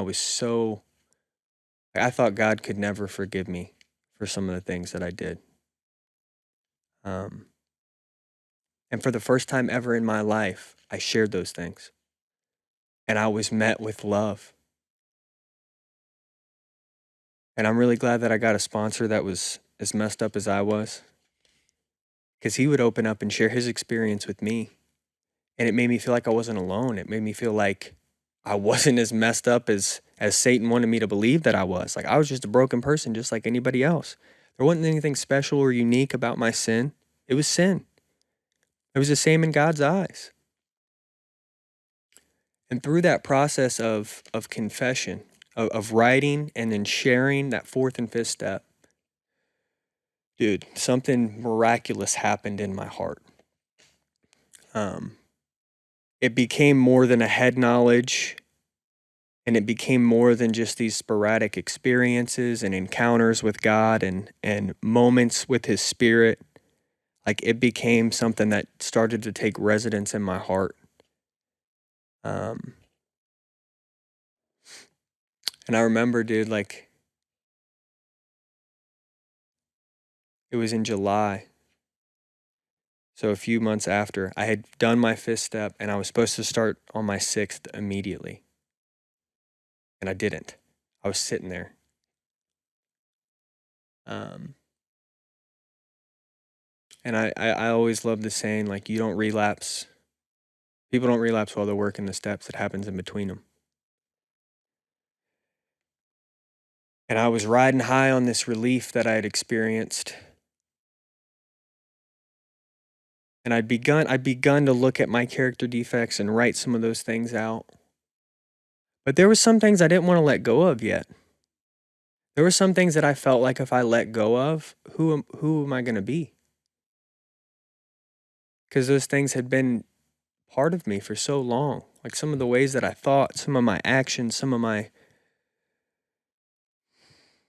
attitudes towards, like, what am I going to do without that? Who am I going to be? And so I wanted to hold on. I had this, like, tight grip on a few things. And I ended up eating a weed brownie. And it was, dude, I mean, I literally ate a weed brownie, fell asleep an hour later, and woke up the next day. That's all it was. And I called and I told on myself. And I got honest, which was something radically different. Because I would lie. You could catch me literally with it in front of me and I would lie to you. No, I don't know what you're talking about. Whatever. Anything to try to get out of consequences, try to get out of being in trouble, whatever.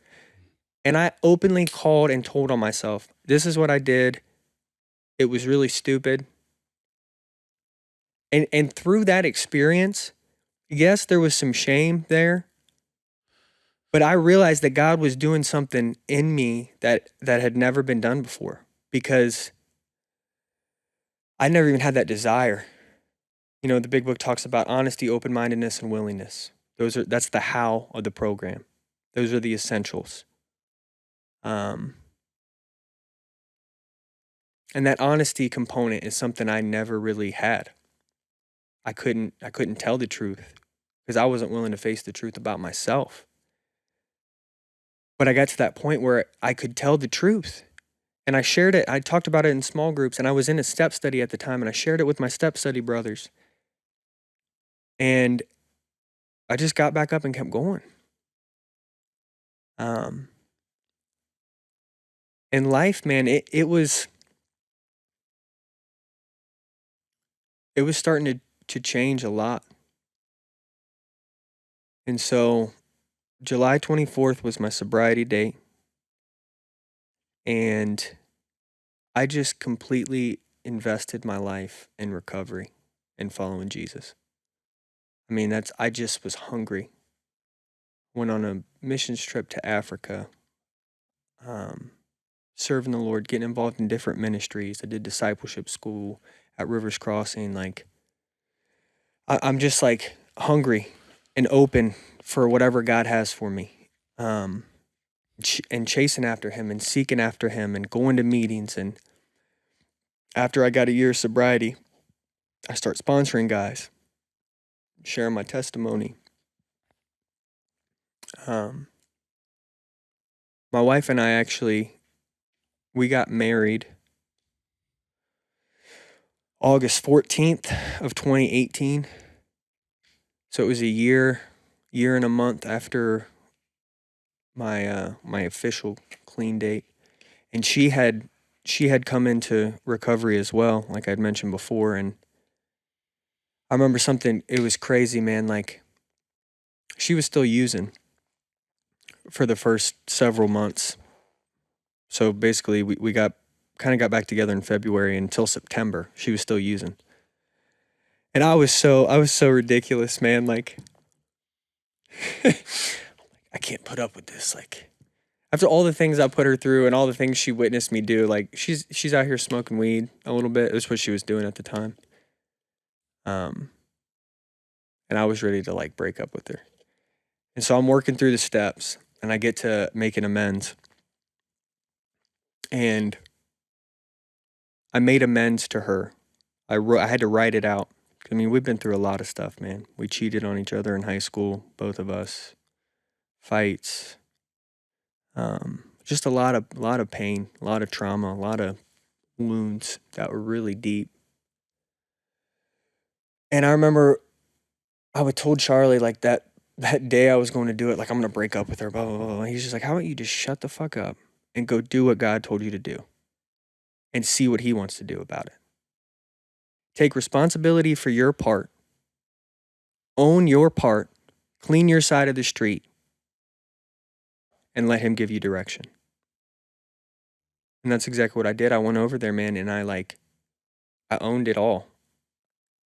And it was like one of the hardest conversations that I ever had in my life at that point. And the very next day, she stopped using. It was September 17th, I made amends to her, and her sobriety date was September 18th. And so my wife and I were both in recovery, and we ended up getting married spontaneously in Colorado. And this is where I'll tie it back to my high-speed chase story. So through the process of making amends and going back and cleaning up the wreckage of my past, which was the transformative step for me. Like, writing and sharing inventory was great, but when I started going back to people and cleaning up my side of the street and making financial restitutions and making amends and owning things, like, I saw the grace of God in action in my life. Like, his hand was on it. He gave me the ability to see people the way that he saw them. So even people that hurt me, even people, like, when I chose to go and own my part and forgive them, he gave me a completely altered perspective and allowed me to see them as his children, as people that were hurting, just like me. It was no different, but I needed to take that action.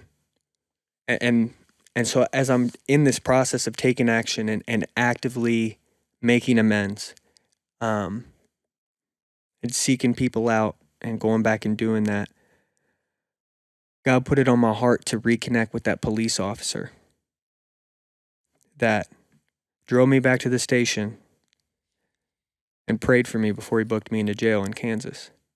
And I went and found all my arrest paperwork. I had this, like, dude, I mean, it was like a manila envelope full of like probably 75 pages.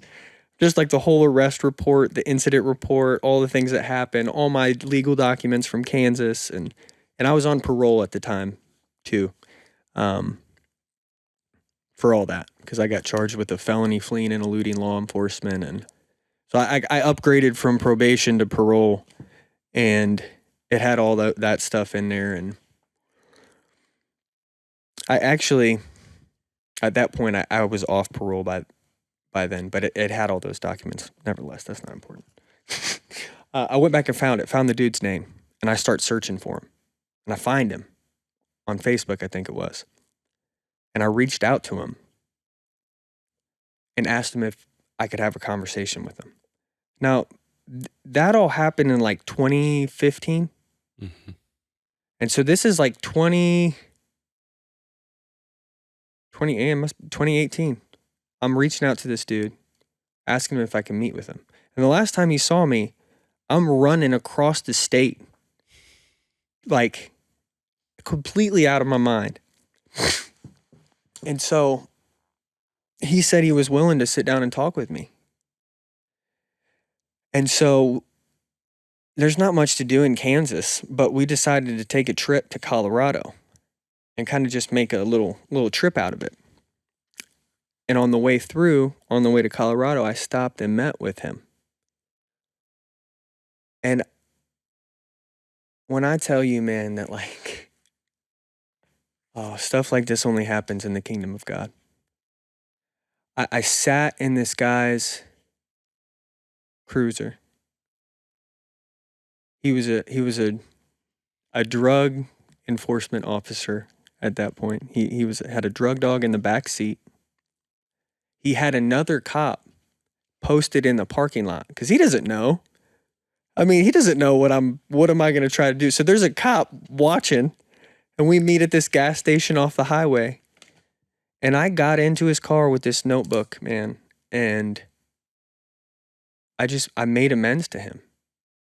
And I thanked him for what he did and for showing me the love of God and for praying for me. And I told him that I never forgot it, that I didn't get clean right away, but what you did made such an impact on me. And I thanked him for being that example. And this man just starts bawling, breaks down crying. And we end up sitting in his car and talking for an hour. And he's telling me like, man, you have no idea.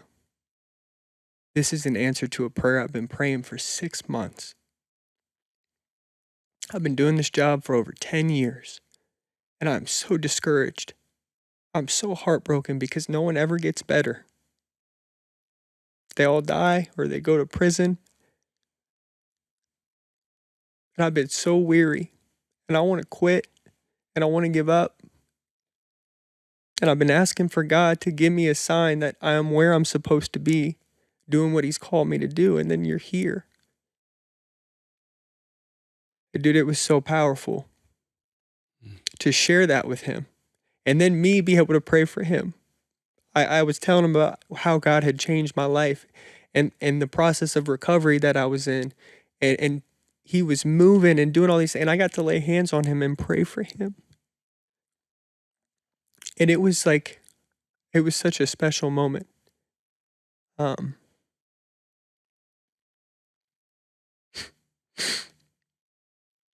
We went to Colorado and we got married on a whim. It's a story for another time. Everybody was pissed, but God was giving us some signs, and my buddy Jimmy actually called, like, we were seeing all these signs, man, and like wanting to get married and talking about getting married because we've been together and we'd been through it all and whatever. And like, we knew we wanted to be together. And we were literally in the middle of a conversation about getting married, and Jimmy, who is very gifted prophetically, and I've seen his heart, and he's spoken some things into my life that were straight from the Lord that had come true. And so he calls me, dude. We're sitting in Colorado, and he's just like, "Hey, man, I'm about to hop in the shower, but I just feel it real heavy on my heart. I need to tell you, like, whatever you're thinking about doing right now, the Lord is telling me to let you know to just do it. You got to do it. He's going to bless it." And so Haley and I end up getting married out there. And on the way back, we had dinner with that officer, his wife, and his kids. And I got to play on a play set with his son. to the point where like they send us Christmas cards every year. And he checks in on me from time to time and asks me to pray for specific things for him. Like that is incredible to me. That I have the opportunity to even do that. Like I shouldn't be alive. I shouldn't be here so many times over. But just if all if all I did, like just to have that impact on him, it just seems like it was worth it to me. Like God using that. And I have seen in my recovery that God uses every single hurt, all the brokenness, all the pain, all this stuff that I've been through. He will turn around and use it for his good. And he will turn around and use it to benefit other people. If I am willing to surrender those things, if I have open hands, if I'm obedient, I have seen it over and over again. He will use my pain to help someone else. And to me, that makes it worthwhile. I didn't go through that stuff in vain. I didn't live the life that I lived for no reason. It's to help someone else. And that's why I love what you're doing with this podcast, man, because like there is hope. There is hope for people like us. For so many years, I didn't think I could ever get it right. I was never going to get it right. Maybe other people could. Maybe God could do it for other people, but not me. I just fully resigned to the fact that I was just going to die an addict. But there's hope. And I get to see that in action today through work in a program, through sharing my experience with other people. And so that was a pretty miraculous testimony of God's goodness and favor in that situation, making amends with him. And it fired me up, man. And I just started going, I'm like going around. For sure, I'm going to get arrested for some of the things I'm telling these people that I did. And every single time, it never went the way I thought it was going to go. Not a single amend went the way I thought it was going to go. Some of them went a whole lot better. Some of them went a whole lot worse. But all of them were necessary for me to grow spiritually and learn how to confront those things and learn how to trust in God and depend on God and lean on him. And so I have been through that first year. I did the big book with Charlie. We did the steps. I got in one step study, finished that. And in the middle of that second step study, I got in another step study at a different place. So I had 2 step studies going simultaneously, finished that one. So my first year in recovery, I did the steps 3 times. Year and a half. I guess about a year and a half when that last one ended. But that's exactly what I needed. Dude, I needed a whole entire overload on my life, my perspective, everything. And that's what God did. And so I get married, move into an apartment. We start hosting a house church at our apartment. We're having young adults come over, and I'm starting to lead worship at this point at church. And God's using me to share my story places and things like that. And we start having this house church. And people are getting saved in our home. Like I baptize people, laying hands on people, seeing people get healed, seeing people get set free. I'm like, we're on fire for the Lord. And God is just it was amazing. It was an amazing time. Those first couple years. And we have my daughter, Myra. She just turned 3 in December. We had her while we were still at the apartment. And I can't even talk enough about that little girl, man. She's got my heart. I'm so grateful that God has allowed me to be her dad. I mean, I love these babies that we got, man, but there was something so special that like I never understood what people said when they talked about loving their children and how it's different than anything else. And I just remember the first time holding her and seeing her It was amazing. And so that was an incredible time as well. And I mean, it was hard, dude, having a newborn baby, absolutely. I started a job. This is a cool little testimony too. So I work at the Linder Center of Hope in the maintenance department. I'm a maintenance supervisor over there now. I've been there for 3 years because I started 2 weeks after Myra was born. And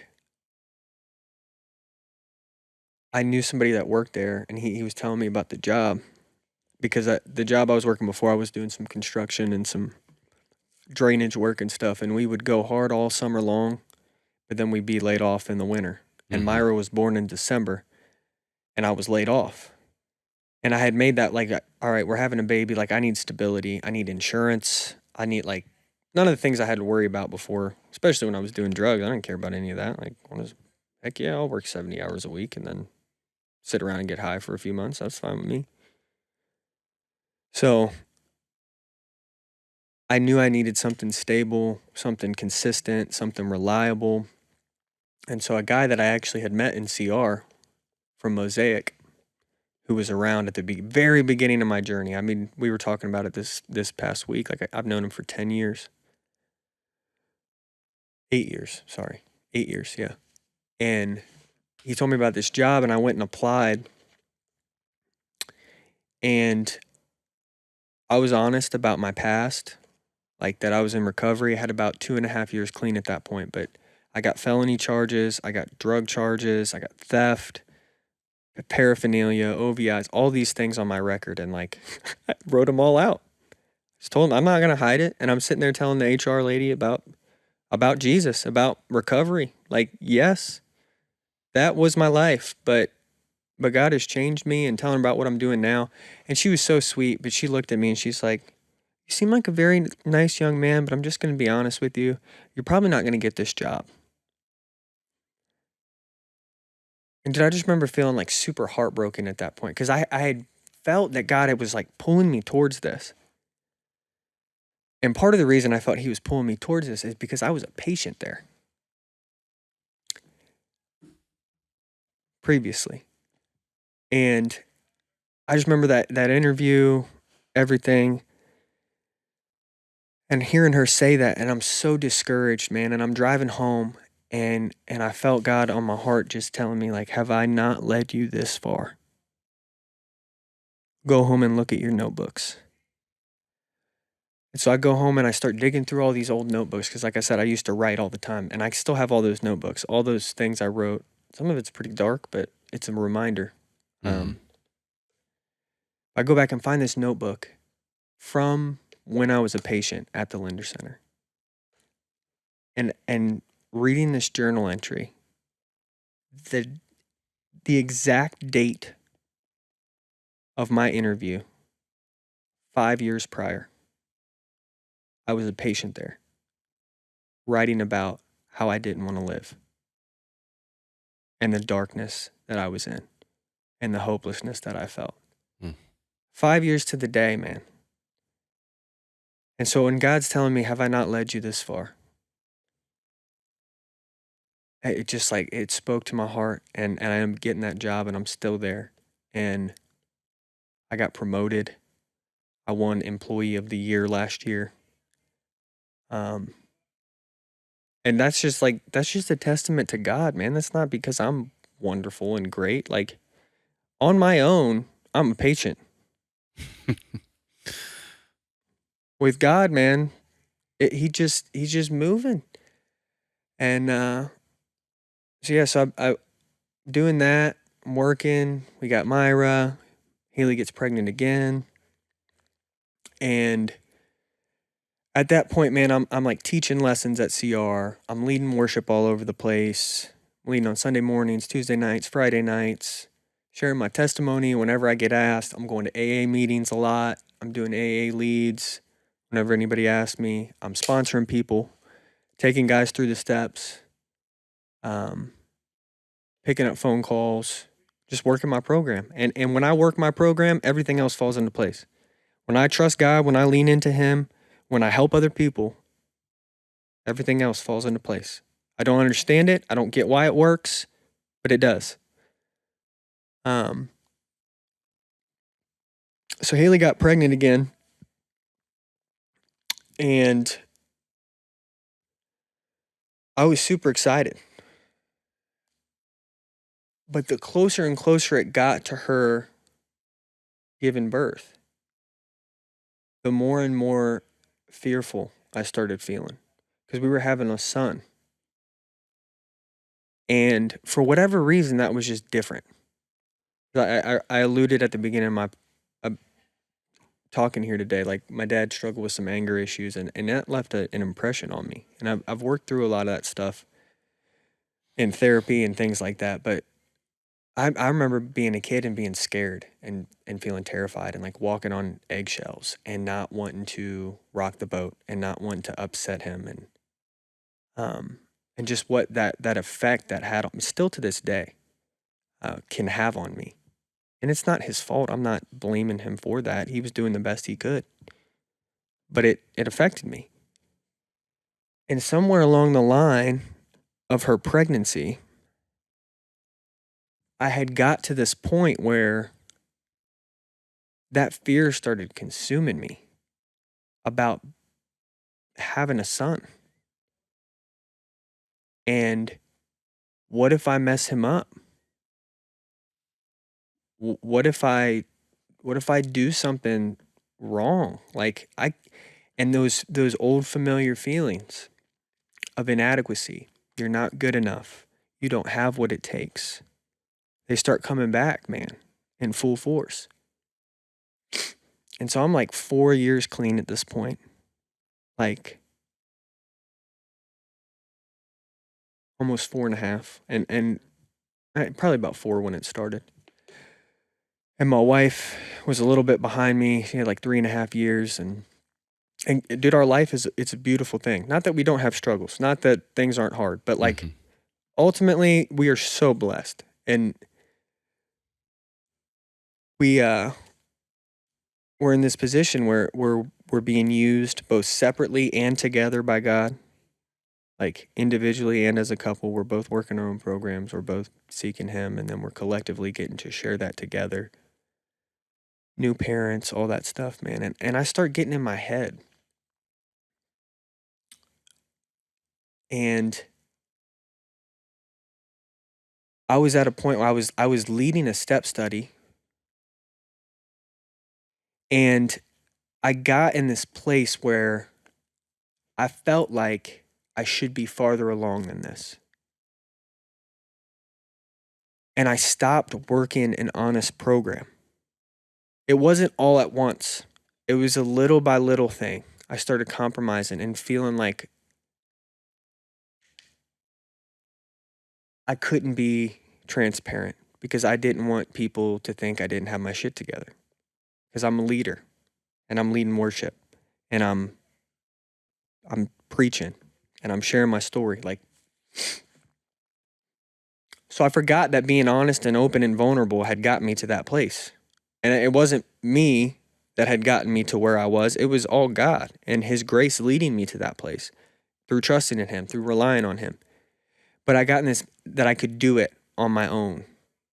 And I knew enough. I'd been in recovery. Like, I have the tools. I just need to use them. And my heart, my heart was just unsettled. And I look back now and I see that like some serious like mental illness had been plaguing me. And there was a part of me that thought, and I talked about going to the psych wards and going to psychiatrists and psychologists and all that stuff when I was younger. Part of me thought when I got sober, all that stuff went away. And to a point, the severity in which I experienced it absolutely went away. Sure. Because my drug and alcohol consumption was exacerbating all of those issues and amplifying them times 1,000. Yeah, so I had Brett Dowdy on. Yeah. Was that who you were referring to that mentioned the job, or was that somebody else? No, somebody else. But I do know Dr. Dowdy. He is awesome, man. Brett's awesome. Yes, he is. And so he did an episode, we talked about depression. And I talked about how I didn't address my I have pretty severe depression, and I've had it. I'd mentioned on the podcast that he was, or the episode that he did with me, that my earliest childhood memory, I remember being depressed. And like, I mean, it has been a constant companion with me my entire life. But it wasn't until I got sober that I could, because when you're using, the line between the craziness that is caused by my using and just my craziness, it gets very blurred. And I'm not saying that to, I know we're supposed to be sensitive about mental illness, but I have depression, so I could say it, right? You get a pass. But the point being that, like when you're using, you can't tell the difference between, are you depressed because you're putting a bunch of depressants in your body? Yeah, or are you depressed? Right. And, are you depressed because your life is completely unmanageable, or are you depressed? And it wasn't until I got sober that I was like, I could finally be like, I don't have a reason to feel this way. Yeah. And that's when I started to actually address it. And man, mental illness and addiction tend to be close friends. And, I'm not saying everybody who uses has a mental illness, but I more often than not, in my experience, anecdotally, I will just say, and so it's important, definitely as a side note, to, if you're working a recovery program and you haven't, and you dealt with any mental health issues, definitely take the time. If you feel like you're struggling with anxiety, depression, whatever, take the time to actually address it, because that's as important to your recovery as anything else, because recovery is hard enough without your own brain fighting you. And so, yeah, sorry, that was a little side note, and I felt like it was a good point to make. I appreciate for those you listening. that. And that's exactly what I'm about to dive into a little bit, because it's like, dude, I was having panic attacks for the first time ever in my life. I never had panic attacks before. And I mean, like, debilitating, crippling, I cannot function multiple times a month kind of panic attacks. It's like, and my solution in that was try harder. I'm going to do more. I'm going to serve more. But these lies and that fear, that anxiety was crippling. And I started having suicidal thoughts again. And I had not had suicidal thoughts in over 4 years at that point. Like, really had that, like, struggle. I'm sure there'd been times where it had crossed my mind, but from going to being suicidal for years and years to not experiencing that fight on a daily basis for over 4, to then start drifting back into that place,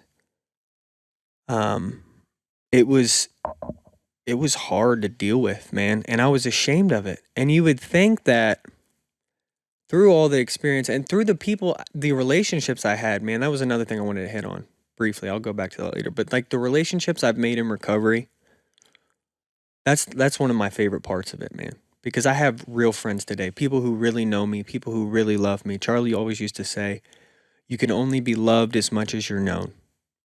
So as much as you're willing to be known, that's the extent that people can love you.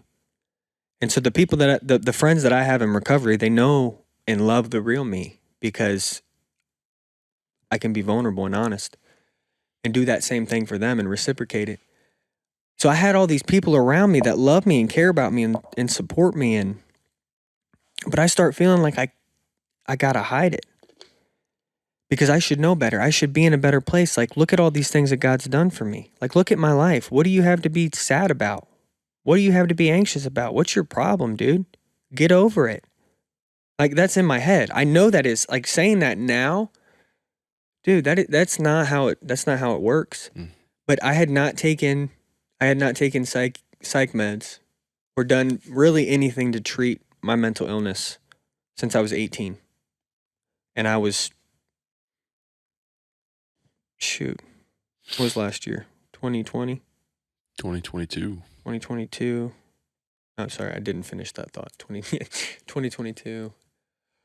So, been like 8 years, 7, 8 years since I'd taken any kind of psych meds. Um, and so I'm in this fight of just like, why won't this go away? I got all these tools. Why are meetings not working anymore? Why is prayer not working anymore? Why is writing inventory not working anymore?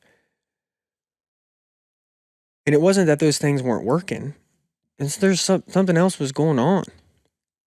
Um, and it was like it was really difficult to live with that, man. And to the point where I'm like I'm having suicidal thoughts every day for like 3 months. And not sharing about it, not opening up about it, not being real about it. Just putting on this face and trying to do more. And believing the lie that look at all these things I'm doing for God.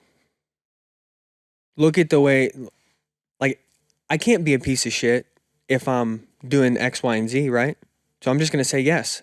I'm gonna go everywhere and do everything that I can to try to fill this hole. And it's like it's that people pleasing, that codependency, that approval that I've struggled with as well. Like if people tell me that I'm doing great, then I can't be doing bad, right? You know, like I'm okay. I'm okay. But it's never a sustainable thing because people will always let us down. Like you said at the beginning of the podcast, we're fallible. So if I'm putting my hope and my identity of being okay in people, I am going to be let down. Every time.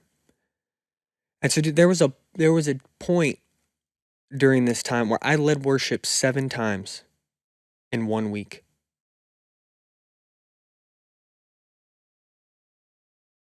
6 times in 1 week, which is insane. Between CR meetings, church, prayer meetings, I'm just going everywhere. And I've got a family at this point. My son had been born in May. And I'm walking through. So I was struggling before he was even born. And then he got here.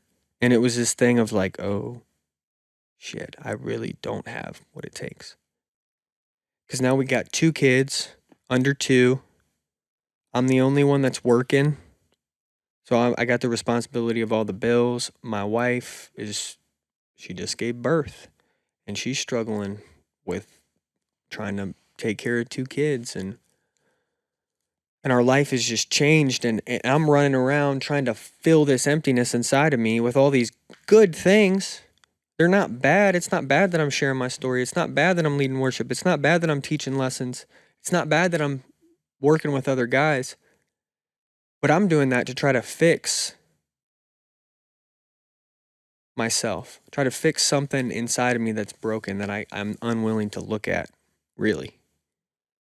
I was exhausted. And I got to the point where I was so weary and I was so run down.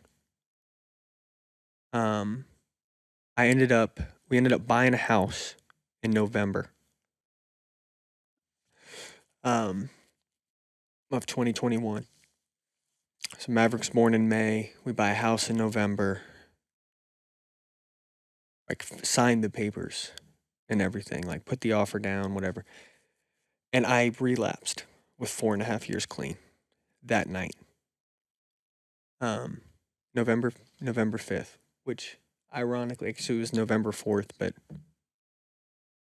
later that night. My dad's birthday's on November 5th. And it just like, I relapsed on a little Delta 8 THC pen. And I immediately I came home within 10 minutes of doing it. And I was like, here's what I did. I threw it out the window. I messed up. And I told on myself and I got honest about it. But dude, the amount of shame that I felt in that moment was just like, because I'm already not in a good place and I'm already juggling too many things and I'm already putting way too much pressure on myself. I'm already trying to do it on my own. And so, dude, it was horrible. Like, I felt like I let everyone down, which in reality, nobody really felt that way. It was just me. Like, we turned up human again. Like, oh my goodness, you know? Right. Um, but I held that. And then when we actually moved into our house right around that time, so we bought it, signed the papers, everything. And then when we actually moved in, when everything was finalized, I ended up relapsing again. And I went on like a little 2-week run. And I'm very grateful that I did not go back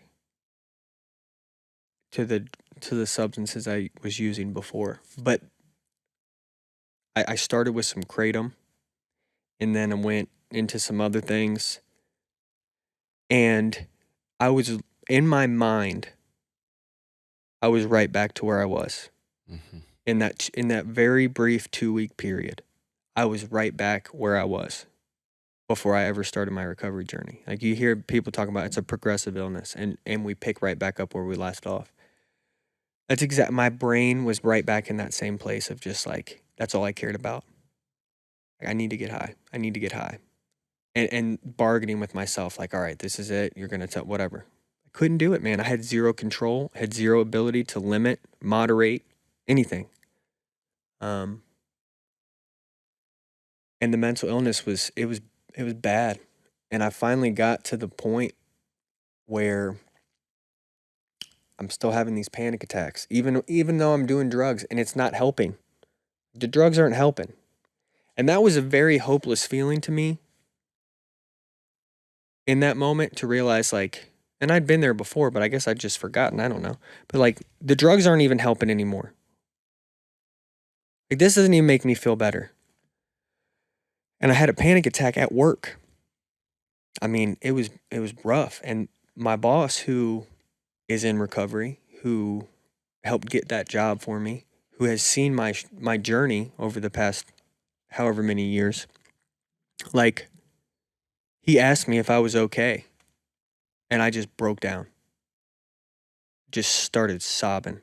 Like, I had a panic attack. I like walked back into the shop, and he's like, "Hey man, are you all right?" No, I am not all right. I'm sick of pretending that I'm all right. I am not all right. And I just started sobbing.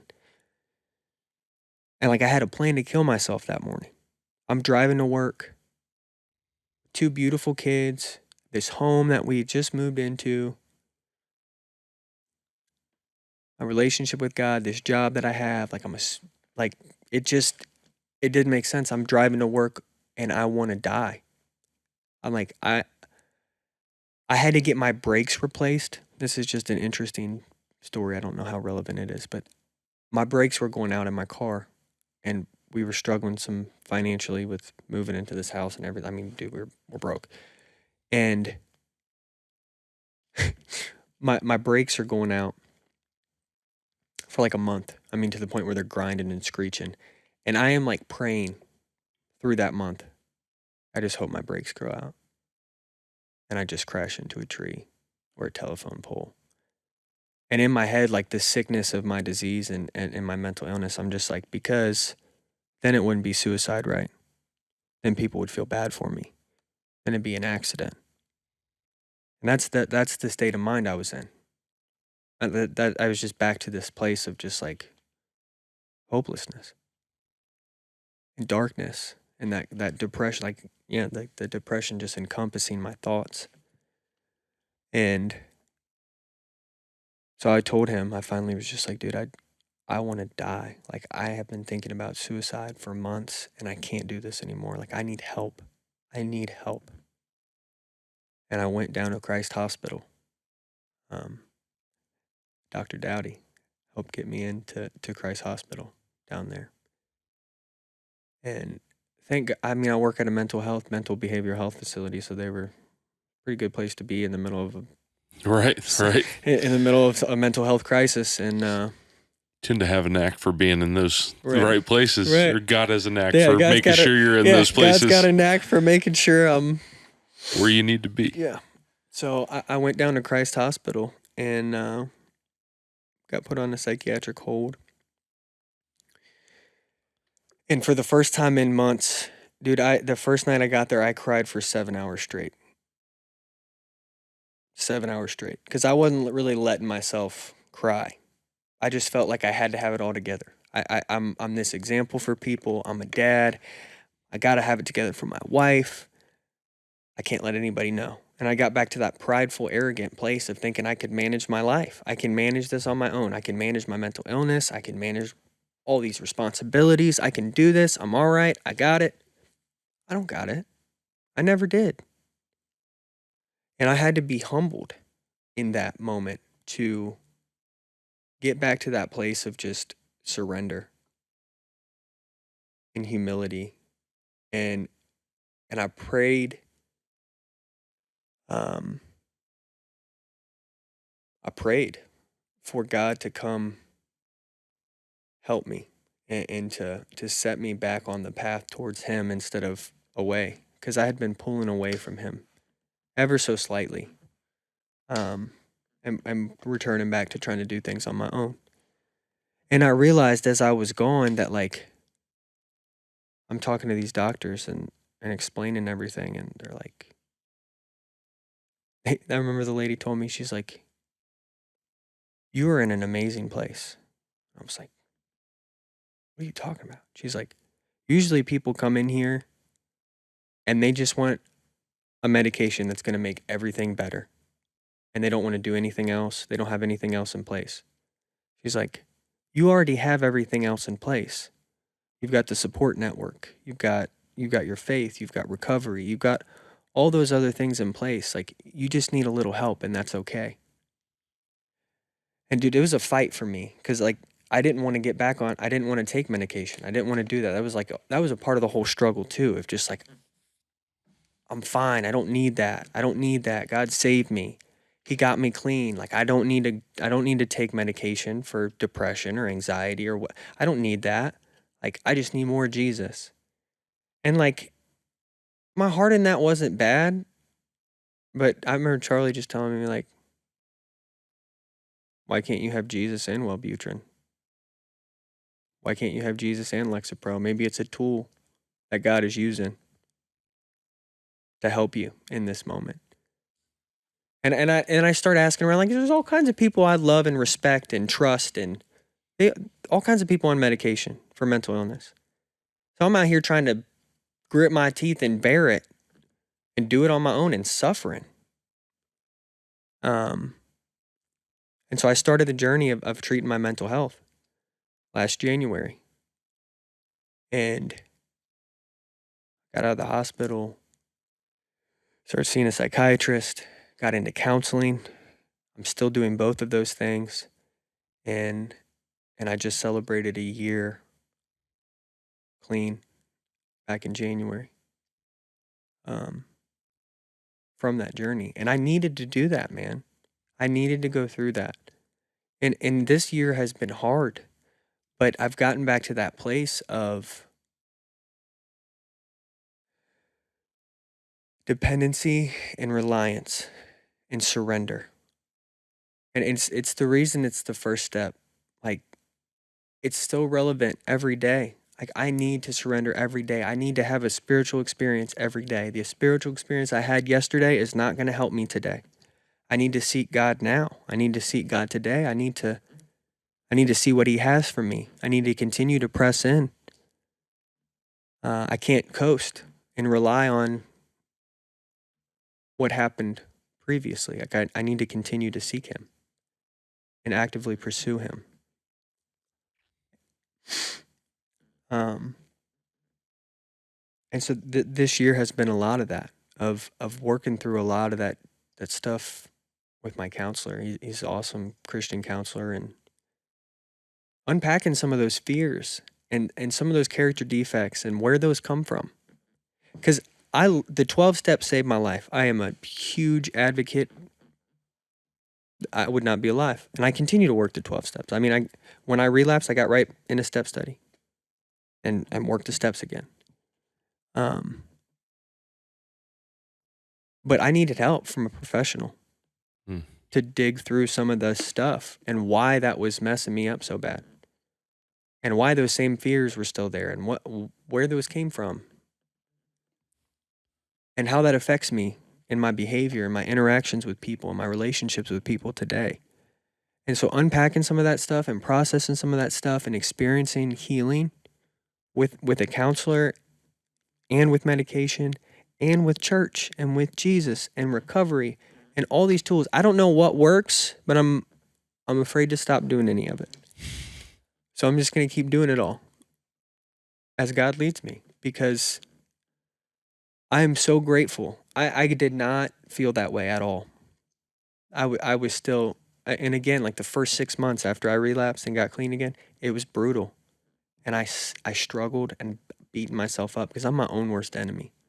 Nobody can ever say anything worse to me than what I tell myself. Mm-hmm. There's no, like, you cannot say anything that'll hurt my feelings more than something I've already said to myself. Like, so I'm just in that beating myself with a sledgehammer, man. Charlie always used to ask me, like, you done beating yourself up yet? Are you done? Can I talk?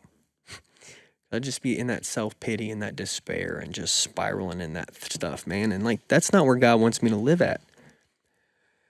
So I wrote some inventory. I got down to the nitty-gritty again. And so I did another inventory and I did another step study. I'm doing counseling and all that stuff. And then Charlie dies.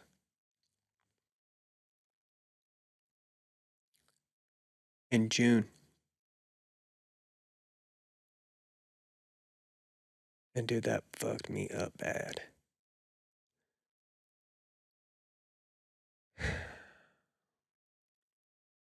And then grief entered the equation.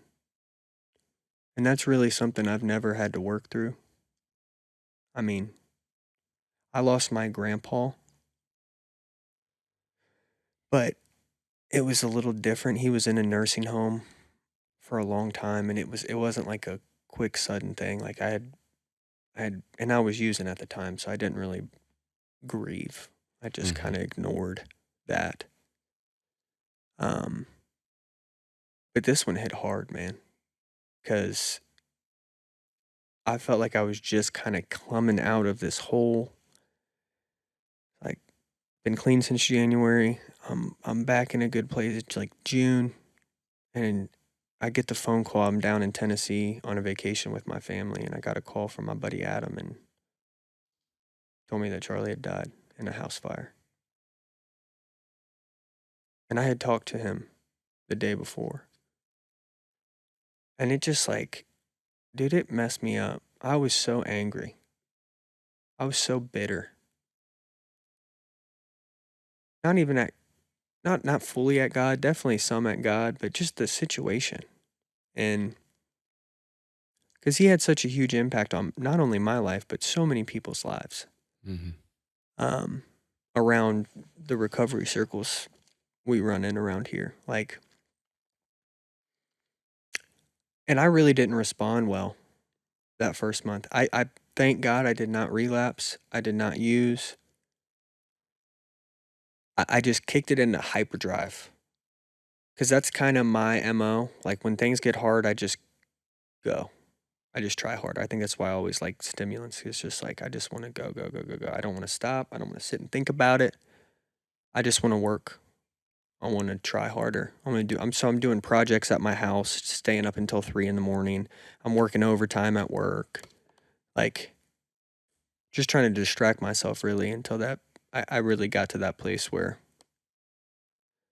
I had to start processing through that with my counselor. And it worked out perfectly because I'm already seeing this guy and we've already developed this relationship. So now I can work through that stuff. And it's just like losing my spiritual father and my sponsor and my mentor of 5+ years. It was tough, man. I mean, a guy that I had talked to legitimately at least 5 times a week, every week for 5 years, that was a huge loss. It was a huge loss. But through this process and through meetings and through the relationships that I built here with guys who also were impacted by Charlie, like, I've seen the fruit of his legacy already, like of a lot of us coming together and sharing with one another and kind of stepping into that gap and getting closer through this. And so, yeah, man, it's been another layer of the journey. And I took some time off leading worship when I first relapsed. I took 3 months where I just didn't do anything because that's what I needed. Like from January to, and I think it was probably around April, I didn't do anything. I'm like, I can't. I'm not doing. I need to stop. And so I've slowly gone back into doing some worship, and I've started writing songs, and that really happened. That really was a response to Charlie's death. I had been writing a little bit before it happened, but the day that he died, I wrote a song for him that I ended up getting the chance to play at his funeral. Mm-hmm. And I just started writing a bunch of songs, man, to help my heart. I mean, like, to help me process through things. And it's been really cool to embark on that journey. I've got like, I don't know how many songs out now. There's like, I've been doing this little series with my brother. I got like 23 songs on that right now, and I think there's like 29 songs up total on my YouTube channel. And I just keep putting them out, and I just keep writing and sharing. So that's been a part of this journey too. Of getting back to that place of like, not just leading worship as a obligation, like something I have to do, something I feel like I should be doing, but like getting to use the gifts that God has given me authentically with Mm-hmm. honesty and just writing songs that they're not all worship songs. I mean, I definitely talk about God, but I talk about recovery more than anything and mental health and just where I'm at, being a dad and being a husband. And that's been a huge part of this past year of me getting back to a place of um, feeling comfortable in my own skin. So I'm a big proponent of whatever helps, man. Like whatever God can use. He can use all kinds of stuff. And if it's something that you find joy in and you find freedom in, I'm saying like in terms of recovery and like Sure. hobbies and whatever, Yeah. like bring it on, man. Yeah. If you need to go to counseling, okay. You need medication, okay. Whatever. So I feel like we're getting in the same vein. This is, first of all, this has been an incredible podcast, and I've I feel like I've barely said I anything know, this dude. I was entire just time. thinking that when I was talking. I'm like, man, I haven't let him talk at all. I've been talking too Dude, much. no. Like, this is honestly, this is the easiest hosting like I've ever had hosting a podcast, because it was great, man. So thank you for being on here, first of Yeah. all. And that, what an incredible story. But in that vein of kind of like, as you're talking about where you're at now and kind of bring it back to the lessons you've learned, a question I've been kind of asking to kind of close things out is, if you could sit down with the Austen the day you got sober. Let's go back to the initial, because I know you've said you've had a few relapses since then, but Yeah. the fresh, newly surrendered first experience, Mm. finally ready. Are you ready yet, Yeah. Austen? Let's say you could sit down across the table from that Austen. If you could give him some advice or some, this is what you're in for. This is what I want to tell you before you get started on this. What would you say to that, Austen? Mm.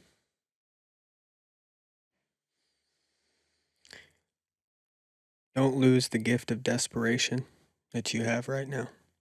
Mm.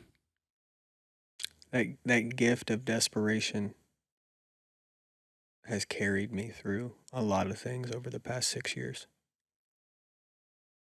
And it sounds weird to say the gift, because I used to hate feeling like that. I used to hate feeling desperate. But when I'm desperate for God and I am clinging to Him above all else, that's when everything works out. Mm. It's when I don't have to have all the answers. It doesn't have to make sense to me. But I know, and I have seen, and I've lived, and I've witnessed other people live so many times when that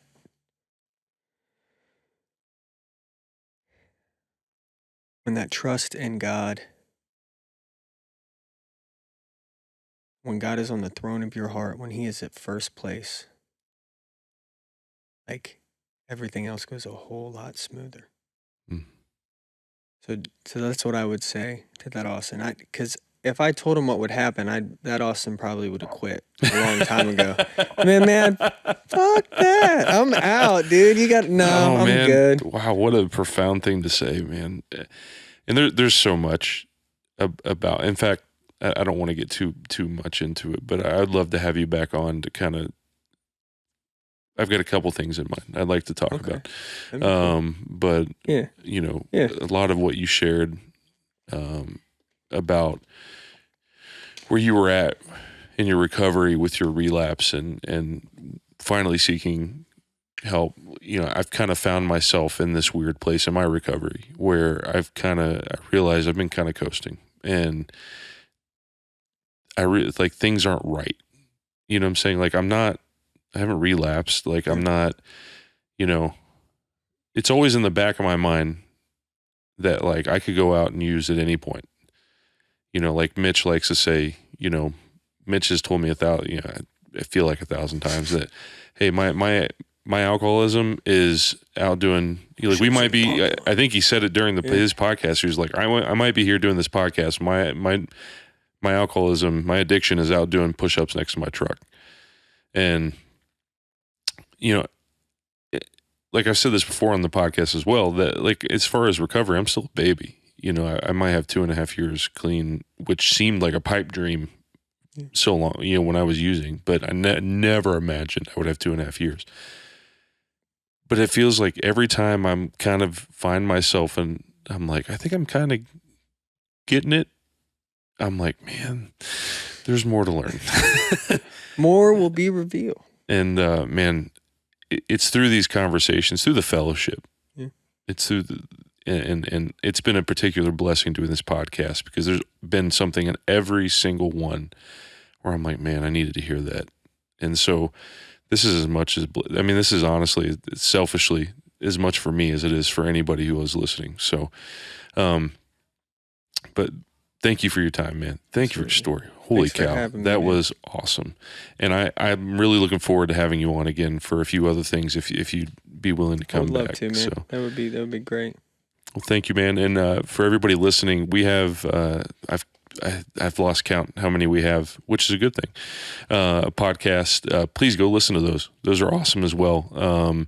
Again, if you'd like to support the podcast, liking, sharing, commenting, all of those things that I mentioned before help a ton. And overall, more than anything, I hope you enjoyed it. I hope there was something there for you. So thank you guys, and I will catch you on the next one.